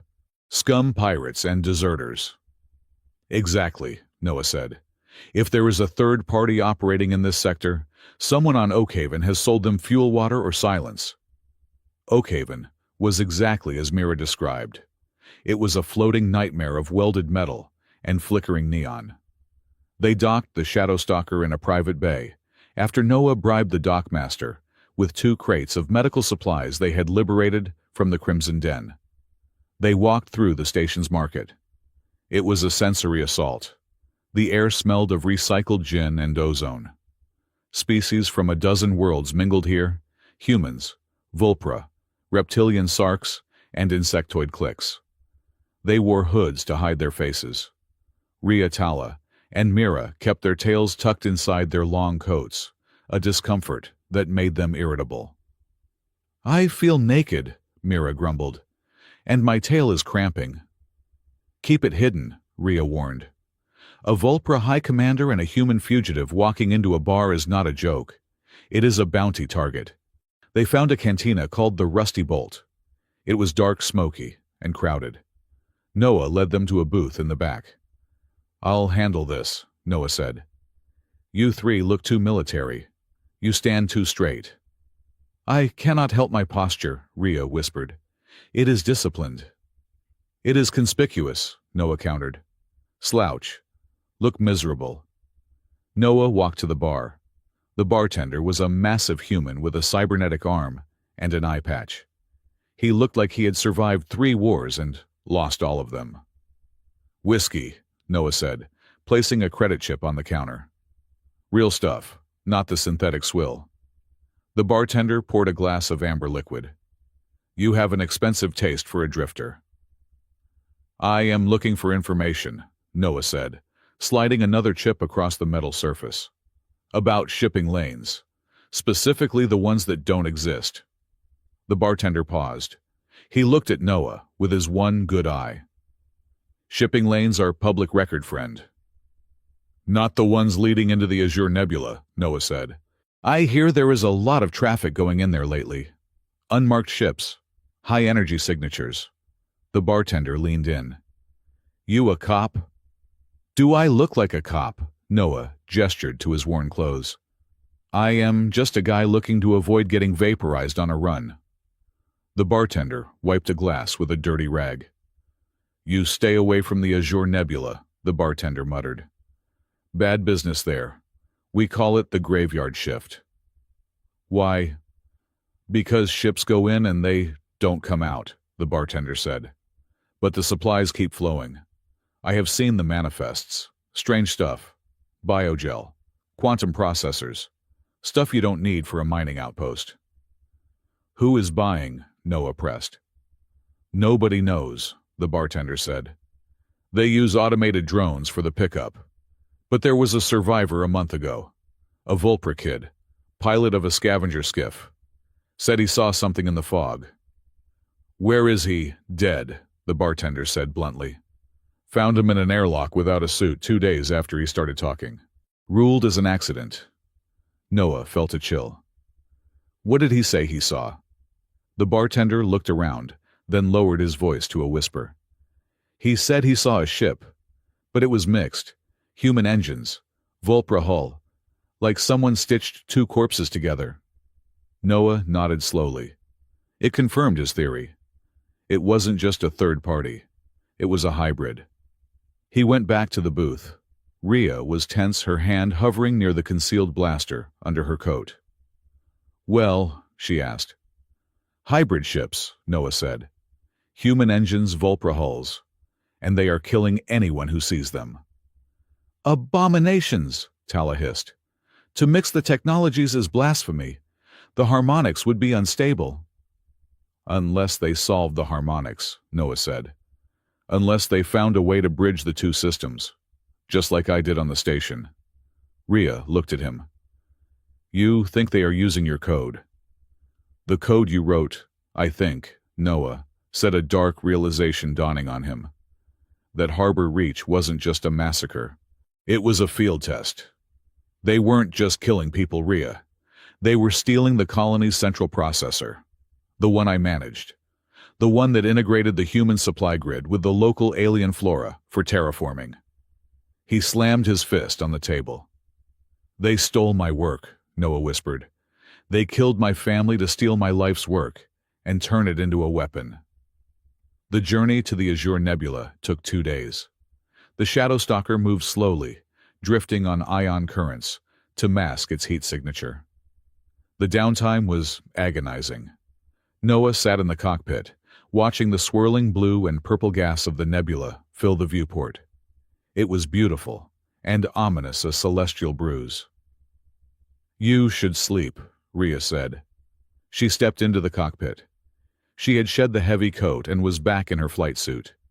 In the dim blue light of the nebula, her fur seemed to glow softly. I can't, Noah said. Every time I close my eyes, I see the bartender's face. Stitched 2 corpses together. That is what they are doing. They are making monsters. Rhea sat in the co-pilot seat. She swiveled it to face him. Noah, she said softly, tell me about your sister, the one who died. Noah looked out at the stars. It had been a long time since anyone asked him that. The Dominion interviewers had only asked about his clearance codes. Her name was Sarah, Noah said. She was older than me. She was an artist. She painted landscapes.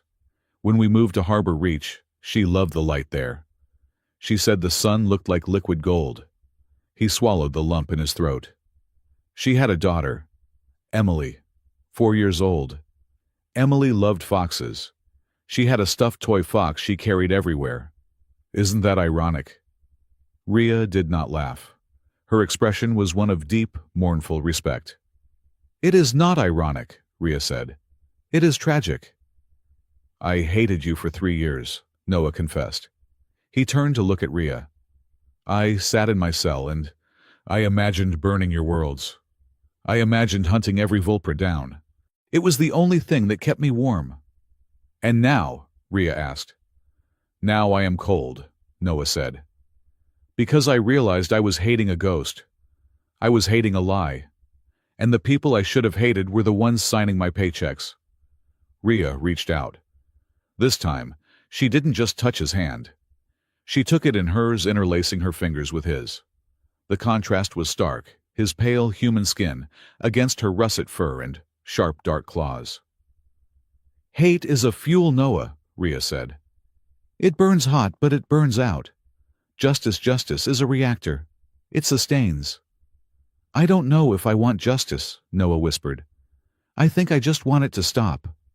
I want to stop counting the dead. We will make it stop, Rhea promised. She leaned closer. The cockpit was small. The air was recycled and warm. Noah looked at her. He saw the scars on her face, the intelligence in her eyes, the vulnerability she hid from everyone else. He realized he didn't see an alien anymore. He just saw Rhea. Rhea, Noah breathed. Her ears tilted back. Her tail, visible out of the corner of his eye, was swaying with a gentle, hypnotic rhythm. Noah, she replied, her voice a low purr. They moved together. It was magnetic. There was no logic to it, no pattern to analyze, just gravity. Their faces were inches apart. Noah could feel the static charge from her fur. He closed his eyes, leaning into the unknown. Beep, beep, beep. The proximity alarm screamed, shattering the moment like glass. Noah and Rhea sprang apart. Noah smashed his knee against the console. Rhea hissed, her hand flying to her weapon. Contact, Tala shouted from the back. We have multiple signatures, they just decloaked. Noah scrambled to the sensors, his heart pounding for two very different reasons. 3 ships, Noah reported, his voice shaking slightly. Frigate class. No transponders. He put the image on the main screen. They were ugly things, just as the bartender had said. The hulls were Vulpra sleek, curved organic red metal. But the engines were brutal human ion thrusters, welded onto the back, with crude industrial struts. Gun turrets of human make were bolted onto the elegant Vulpra wings. They are Frankenstein ships, Mira said, coming up behind them. That is an insult to engineering. They are hailing us, Tala said. Audio only. Put it on speakers, Rhea ordered. She was the commander again. The moment in the cockpit was locked away. A voice crackled over the speakers. It was distorted, synthesized. Unidentified vessel. You have entered a restricted testing zone. Power down your engines and prepare for boarding. Non-compliance will result in immediate termination. They don't know who we are, Noah said. They think we are just lost. Can we outrun them? Rhea asked. No, Noah said, analyzing the engine specs of the hybrid ships. Those human thrusters on a Vulpra frame, they will be fast. Unstable, but fast. If we run, they catch us in 2 minutes. Then we don't run, Rhea said. We answer. She nodded to Tala. This is Commander Rhea Solis of the Crimson Den, Rhea announced, her voice icy.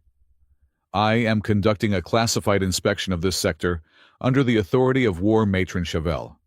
Stand down and transmit your clearance codes.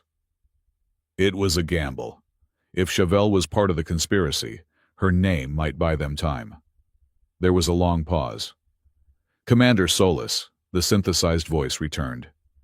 We have been expecting you, but you are early, and you are on the wrong ship. They know, Noah said. They know we went rogue. Target locking, Tala shouted. They are powering weapons. Evasive, Rhea yelled. The Shadow Stalker dove to the left as a volley of green plasma and red laser fire tore through the space where they had been a second ago. Return fire, Rhea ordered. We only have the rear turret, Mira shouted already, climbing into the gunner well. Noah, get us into the nebula gas, Rhea commanded, taking the pilot seat. We need cover, Noah strapped in. The gas is ionized. It will strip our sensors. It will strip theirs too, Rhea growled. I would rather fly blind than fly dead. The chase was chaotic. The shadow stalker wove through the dense, swirling clouds of the nebula. Lightning arced across the canopy. The hybrid ships pursued relentlessly. They are hurting us, Noah realized, looking at the tactical scope. Even with the interference, he could see the pattern. They aren't trying to destroy us. They are pushing us towards the center. What is in the center? Tala asked. The nest, Noah said. Suddenly, the clouds broke. They emerged into a clear pocket of space in the heart of the nebula. And there, floating in the silence, was the answer to 3 years of nightmares. It was a station. But it was massive. It was a conglomeration of human modular station parts and Vulpra bioorganic structures fused together in a grotesque metal tumor. It bristled with weapons. Docked around it were dozens of ships. Not just hybrid frigates, but supply haulers. Dominion heavy lifters. Vulpra fast transports. By the ancestors, Rhea whispered. It is a fleet. It is a factory, Noah corrected. Look at the manufacturing ring. They aren't just fixing ships. They are building them. We are trapped, Mira said. 3 behind us. That thing in front of us. They are hailing us again, Tala said. The screen flickered. This time, there was a face. It wasn't Denholm. It wasn't Chauvel. It was a human man thin, wearing a lab coat that looked too clean. He had glasses and a nervous tick in his left eye. Hello, Mr. Mercer, the man said. We have been monitoring your logistical footprint since you left the fleet. Very impressive. You found us faster than our simulations predicted. Who are you? Noah demanded. I am Director Kale, the man smiled.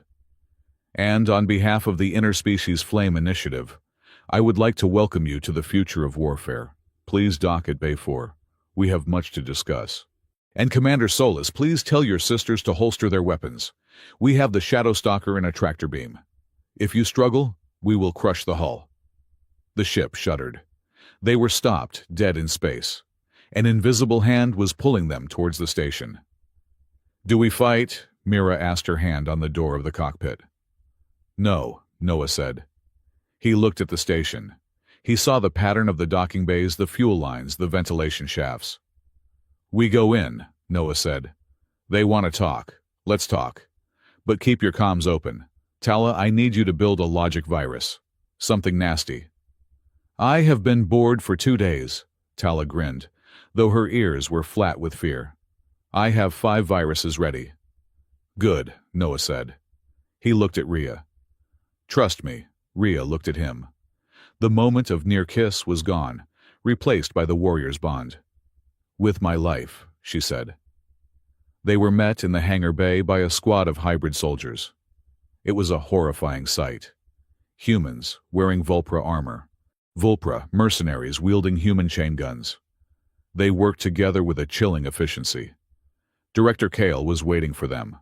He looked small, surrounded by the soldiers. Welcome, Kale said, spreading his arms. I must say, Noah, your work on the Harbor Reach integration protocols was brilliant. We use it as the base code for our hybrid engine synchronization. Noah felt a wave of nausea. You used my terraforming code to build war machines. Terraforming warforming, Kale shrugged. It is all just resource management, isn't it? Everyone should understand that. Where are Denholm and Chauvel? Rhea demanded. The Admiral and the Matron are silent partners, Kale said smoothly. They provide the raw materials, the conflicts, the incidents that justify budget increases. We provide the solutions, the weapons to fight the wars they start. You are playing both sides, Noah said. You sell weapons to the Dominion to kill Vulpra. You sell ships to the Vulpra to kill humans. And you keep the war going forever. Perpetual conflict is the only sustainable economy, Kale smiled. Peace is bad for business, Mr. Mercer. Peace causes stagnation. He gestured down the hall. Come, I want to show you something. The reason you are here." They marched through the station. It was a labyrinth of laboratories. Through glass walls, Noah saw horrors. Vulpra anatomy being grafted onto cybernetics. Human brains floating in jars connected to targeting computers. Rhea let out a low, continuous growl. Mira was shaking with rage. Kale led them to a secure server room. It was cold, filled with the hum of massive databanks. "We need you, Noah," Kale said. "We have the hardware. We have the hybrid engines. But we lack the soul, the spark. The Harbor Reach code was good, but it was incomplete. You have the rest of it in your head. The pattern." "I will never help you," Noah said. "Oh, I think you will," Kale said. "Because if you don't, we will test our new gravity bomb on the Crimson Den. And then on Earth. And then on Vulpra Prime." He tapped a console. A holographic file appeared. "Besides," Kale said, "don't you want to know why you were at Harbor Reach in the first place? Why was a mid-level logistics officer assigned to a top-secret colony?" The file opened. It was an old document, yellowed digital parchment, the Treaty of the Grey Sun, Core Clause. Noah stepped forward. He read the text. "In the event of a total breakdown of relations, a fail-safe shall be established. A living key, a bridge between the species. This key shall hold the authority to override all automated defense systems of the interspecies coalition. The guardian of the key shall be of the lineage," Noah's eyes widened, "of the House of Mercer." "My father," Noah whispered. "My father was a miner." "Your father was a diplomat," Kale corrected. "A secret diplomat. One of the architects of the original peace. He hid his lineage to protect you. But the blood is in you, Noah. You aren't just a logistics officer. You are the fail-safe. You are the Accord-bound." Noah stared at the words. The name Mercer. It wasn't a coincidence. It wasn't bad luck. He had been bred for this. He had been positioned at Harbor Reach, not to count boxes, but to be the box. The lock that kept the war from becoming an apocalypse. Denholm knows, Noah realized. That is why he didn't kill me. That is why he framed me. He couldn't kill the Accord-bound without triggering the automated defense grids of the entire sector. So he buried me in a prison cell. "Precisely," Kale said. "But now we have you. And with your biosignature we can do more than just stop the defenses. We can control them. We can turn every defense grid in the galaxy into an offensive weapon." Kale smiled a thin, cruel expression. "So, Noah, will you give us the key, or do I have to extract it from your corpse?" Noah looked at Rhea. She was watching him. She didn't look at Kale. She looked only at Noah. "Noah," she said softly, "the pattern." Noah looked at the server room. He looked at the cooling vents. He looked at the hybrid soldiers guarding the door. He laughed. It was a dry, broken sound. "You want the key, Kale?" Noah asked. "Do you want the logistics?" He stepped up to the console. "I'll give you the logistics." He placed his hand on the scanner. The system beeped. "Identity confirmed, Noah Mercer. Accord-bound level Alpha." "Access granted," the computer chimed. "Excellent." Kale rubbed his hands together. "Now transfer control to a computer." Noah said, his voice loud and clear. "Execute protocol inventory liquidation." Kale froze. "What liquidation?" Noah said, turning to face Kale with a cold fury in his eyes. "It means everything must go." The station's alarms began to scream. Not an alert. A countdown. Self-destruct sequence initiated. T-minus 10 minutes. "You fool!" Kale shrieked. "You'll kill us all." "I am a logistics officer," Noah said. Pulling a stun grenade from his belt, one Mira had slipped him in the elevator. "I know how to calculate acceptable losses." He pulled the pin and dropped it. Bang! The room filled with blinding white light and a sonic pulse. "Run!" Noah yelled. Rhea grabbed him and they bolted out the door, Tala and Mira firing blindly into the smoke. They had 10 minutes to get off a station that was about to become a supernova. And Noah Mercer, the man who just wanted to count boxes, had just started the biggest fire the galaxy had ever seen. The ventilation shaft smelled of recycled ozone and stale lubricant, a scent that Noah Mercer had come to associate with the terrified boredom of his former life. He was crawling on his hands and knees, the metal grating digging into his palms. Behind him, the soft, rhythmic clinking of claws against steel told him that his escort was close. "This is undignified," War Matron Chauvel's niece, or rather the disgrace of the Vulpra fleet, Commander Rhea Solis whispered from the darkness. "We are apex predators. We should be breaching the front gate, not crawling through the waste disposal unit." "The front gate has 6 auto turrets and a DNA scanner that would vaporize us before we even knocked," Noah whispered back, not stopping his crawl. "But the logistics of a hidden command bunker are universal. People need to eat, and people need to throw things away. The waistline is the only unmonitored artery in the station." "It smells like rotting protein," Tala complained from the rear. "My nose is sensitive. I am suffering." "Quiet," Mira hissed. "Noah says stop." Noah froze. Ahead of them, the shaft opened up into a larger maintenance bay. Through the grate he could see the flicker of holographic tables and hear the low murmur of voices. They were deep inside the shadow station, the secret facility attached to the hybrid factory they had just fled. This was where the deals were made. Noah pulled a small diagnostic tool from his belt. It was a standard-issue Dominion logistics scanner, something he had swiped from a supply crate. He tapped the grate. It was magnetically sealed. "Tala," Noah signaled. The lock. Tala shimmed forward, squeezing past Rhea. She placed her hands on the magnetic seal. Her gloves glowed with a soft blue light as she interfaced with the mechanism. "It is a simple binary loop," Tala whispered her ears, twitching with disdain. "Human security is so linear. Done." With a soft click, the grate unlatched. Noah pushed it open and dropped silently onto the catwalk below. The sisters followed, landing with the grace of cats. They were in the ceiling infrastructure of the command center. Below them, a massive circular room was dominated by a strategic map of the galaxy, and standing around it were the architects of Noah's misery. Admiral Rourke Denholm stood with his hands braced on the table, looking every inch the weary savior of humanity. Opposite him was War Matron Chauvel, her black fur bristling, her eyes burning with a fanatic's zeal. "The test was a success," Denholm was saying, his voice amplified in the cavernous room. "The hybrid ships engaged the Crimson Den. The data shows a 30% increase in combat efficiency." "And the human?" Chauvel demanded. "Director Kale said he escaped." "Mercer is irrelevant," Denholm dismissed, waving a hand. "He is one man in a stolen Corvette. We have the codes. We have a factory. Once we activate the flame protocol, the border colonies will burn. The Dominion will demand retaliation. The Ascendancy will demand blood.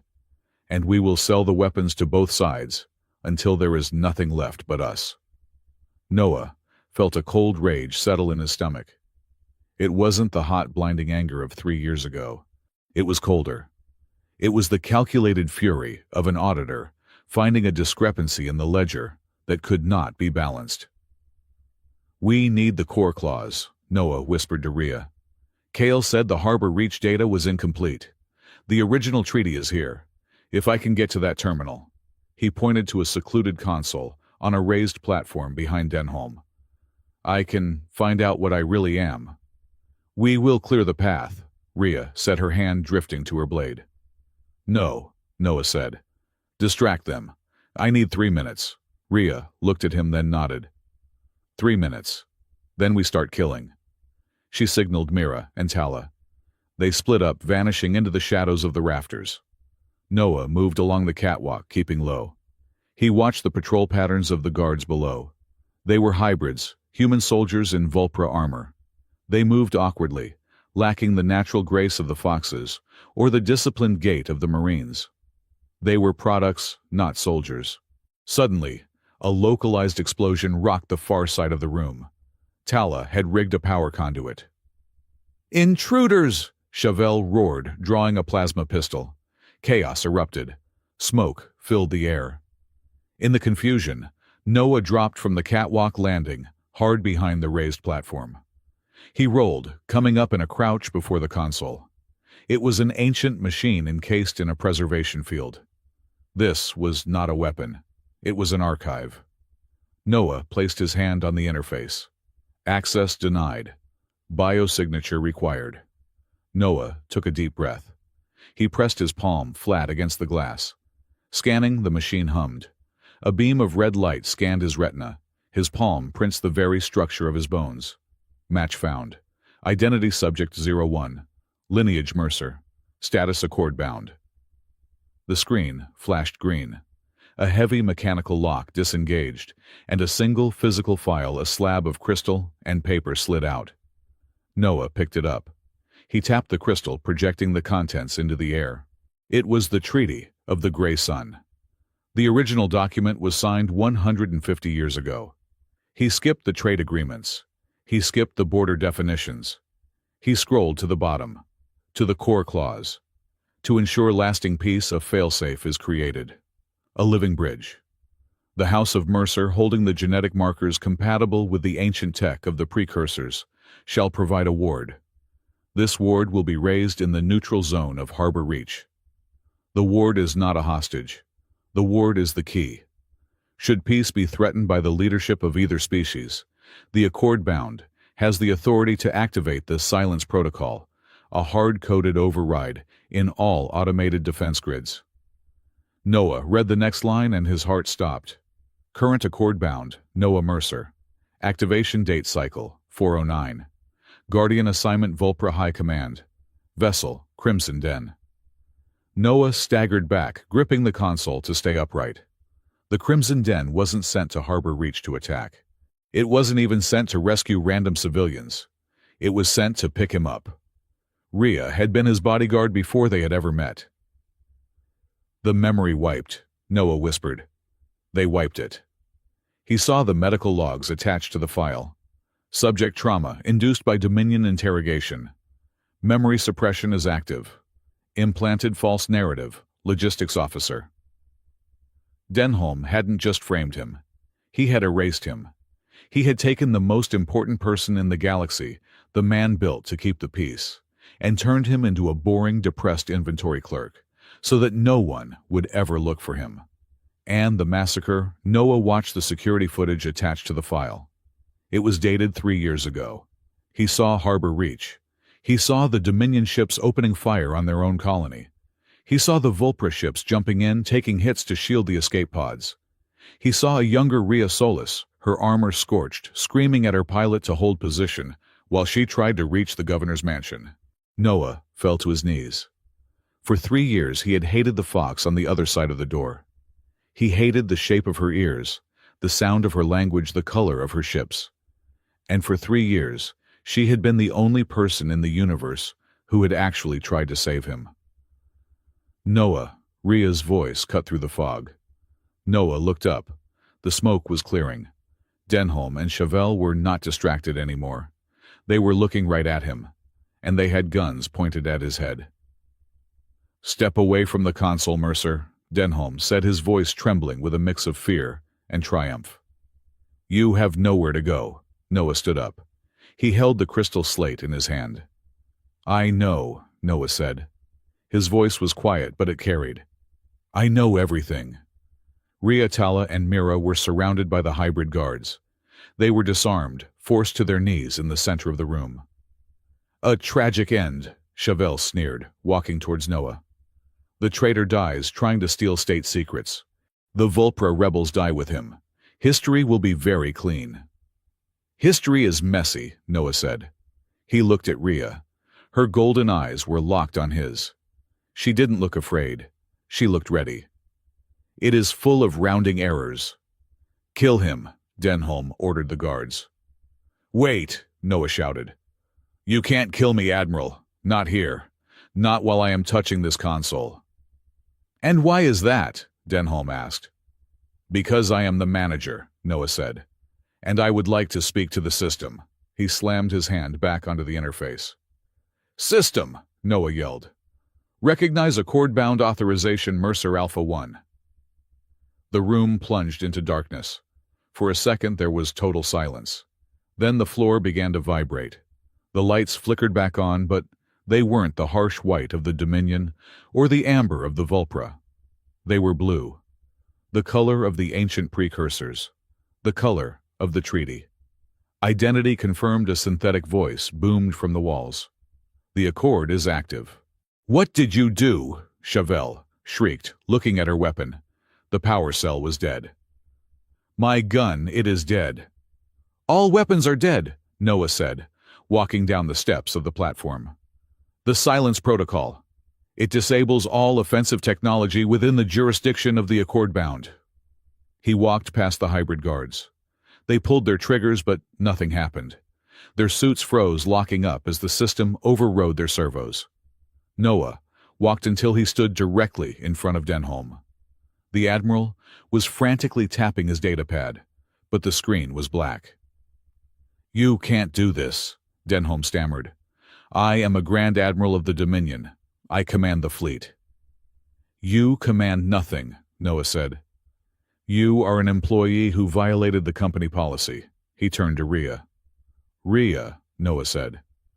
The protocol only stops automated weapons and energy-based systems. It doesn't stop biology, Rhea smiled. She stood up, dusting off her knees. She looked at the frozen guards, then at Chevelle. That, Rhea said, her tail swishing slowly to the right, is a very important distinction. She didn't need a plasma rifle. She had claws, she had teeth, and she had 3 years of suppressed rage. Chevelle snarled and lunged, trying to fight with bare hands. But Rhea was younger, faster, and fueled by a righteous fire. She sidestepped the matron's strike, swept her legs, and pinned the older Vulpra to the ground in one fluid motion. Do not kill her, Noah ordered. Rhea paused, her claws an inch from Chauvel's throat. Give me one reason why. Because dead martyrs are useful, Noah said. Living prisoners are just sad. He turned back to Denholm. The Admiral was backing away, reaching for a ceremonial sword on the wall, a simple steel blade that wouldn't be affected by the tech ban. I did what I had to do, Denholm shouted, brandishing the sword. The peace was a lie. We needed strength. We needed to dominate. You needed a bonus check, Noah said, walking towards him. He was unarmed. He wore a torn tunic and borrowed boots, but he looked like a giant. Stay back, Denholm swung the sword wildly. Noah didn't flinch. He watched the arc of the blade. He saw the pattern. Denholm was tired, desperate, and untrained in actual melee combat. Noah stepped inside the guard. He caught Denholm's wrist. It wasn't a martial arts move. It was the grip of a man who had spent his life lifting heavy crates. Noah twisted. Snap! Denholm screamed as the sword clattered to the floor. Noah shoved him backward, and the Admiral collapsed into his own command chair. System, Noah said calmly. Broadcast. Broadcasting to all frequencies, the room replied. Holographic screens erupted all over the room, showing the views from every ship in the sector. Thousands of faces, human and Vulpra, staring in confusion as their weapons powered down. People of the Dominion and the Ascendancy, Noah said, looking into the camera. My name is Noah Mercer. You have been told I am a traitor. You have been told to hate each other. He picked up the crystal slate. I am uploading the full unedited logs of Harbor Reach. I am uploading the financial records of Admiral Denholm and War Matron Chevelle. I am uploading the blueprints of the hybrid factory. On the screens, the data streamed. It was undeniable. It was math. And math didn't lie. We have been fighting a war for profit, Noah continued. We burned colonies to balance a ledger, but the audit is over. He looked at Rhea, who was standing over Chevelle, breathing hard. The treaty is active, Noah declared. As the Accord-bound, I hereby dissolve the command authority of the conspirators. All fleets are ordered to return to their borders. Any ship that fires a shot will be designated a rogue element and neutralized by the automated grid. He leaned into the camera. Go home, hug your families, and stop buying what they are selling. He cut the feed. The silence in the room was absolute. It is over, Tala whispered, looking at her frozen datapad. You actually did it. You turned off the war. Noah looked at Denholm, who was sobbing quietly in his chair. He looked at Chauvel, who was staring at the floor in defeat. Then he looked at Rhea. His knees gave out. The adrenaline crash hit him like a freight train. He stumbled, but he didn't hit the ground. Strong arms caught him. Soft fur brushed against his cheek. I got you, Rhea whispered, holding him up. I got you, Noah. I am tired, Noah mumbled into her shoulder. I am so tired of logistics. I know, Rhea said, resting her chin on his head. Sleep now. The sisters are guarding the door. Epilogue. 6 months later. The reconstruction of Harbor Reach was a logistical nightmare, which meant Noah Mercer was in heaven. He stood on the bluff overlooking the colony. The sun was setting, painting the sky in streaks of gold and violet. Below, prefabricated habitats were rising from the ashes. Ships from both the Dominion and the Ascendancy were landing, unloading supplies. Real supplies. Food, medicine, building materials, not weapons. You are staring at the cargo lifters again, a voice teased. Noah turned. Rhea was walking up the path. She looked different. She wasn't wearing combat armor. She wore a ceremonial uniform of the Joint Council, white and gold, crisp and elegant. But she still walked with the predatory grace that made Noah's heart skip a beat. That lifter is stacking the crates inefficiently, Noah pointed out. If they rotated the pallet 90 degrees, they could fit 20% more volume. You should go down there and yell at them, Rhea suggested, handing him a bottle of water. I am retired, Noah smiled, taking the bottle. Technically, I am just the living bridge now. My job is to stand here and look symbolic. You are terrible at being symbolic, Rhea said, stepping closer. You fidget. I do not fidget. I optimize my standing position. Rhea laughed. It was a sound that had become the soundtrack of his life. Behind her, down the path, stood Mira and Tala. They were arguing about a flower Tala had found. Eileen was sitting on a rock nearby, reading a human medical textbook and looking horrified. They won't leave, you know, Noah said, nodding at the sisters. Of course not, Rhea said. They are your personal guard. The treaty stipulates that the Accord-bound must be protected at all times. I think the treaty implies a few guards, Noah said. Not a permanent entourage that raids my fridge and critiques my choice of socks. You need the critique, Rhea said, straightening his collar. You have a terrible fashion sense. She lingered there, her hands on his chest. The playfulness faded from her eyes, replaced by something deeper. We put up the stone today, Rhea said softly. Noah looked towards the center of the town square below. A large monolith of black granite had been erected. It didn't list the names of the dead. It listed the names of the survivors. And at the top, it had two crests carved side by side, the human eagle and the vulpra fox. Do you think they will forgive us? Noah asked. For taking so long to fix it. Forgiveness is a process, Rhea said. But we stopped the fire, Noah. That is enough for now. She looked up at him. The wind ruffled the fur on her ears. You tried to run away yesterday, Rhea said. Noah blinked. What, I went for a walk, to the perimeter. Tala tracked you, Rhea said. She said you stood at the spaceport gate for 10 minutes, watching the outbound transports. Noah sighed. I was just looking. Did you want to go? Rhea asked. Her voice was steady, but her tail gave a tiny, almost imperceptible twitch to the left. Fear. Noah looked at the transports rising into the sky. He thought about the anonymity of space, the quiet of a cargo ship. Then he looked at Rhea. He looked at Tala, who was now trying to eat the flower. He looked at Mira, who was cleaning her gun while watching the sunset. He looked at the woman who had fought a war, defied an empire, and crawled through a garbage chute just to keep him breathing. "I asked you once," Noah said, smiling, "if you sisters were guarding my door because you were afraid I would escape." "And I told you," Rhea replied, her golden eyes softening. "No." "Because I am home," Noah finished for her. He reached out and took her hand. He didn't care who saw. He didn't care about the interspecies taboos or the political optics. "Houses have doors, Rhea," Noah said, "but homes have people waiting for you. I'm not going anywhere." Rhea's tail relaxed. It swayed to the right, a slow, hypnotic rhythm of contentment. "Good," she whispered, leaning her forehead against his. "Because Tala installed a tracking chip in your boots.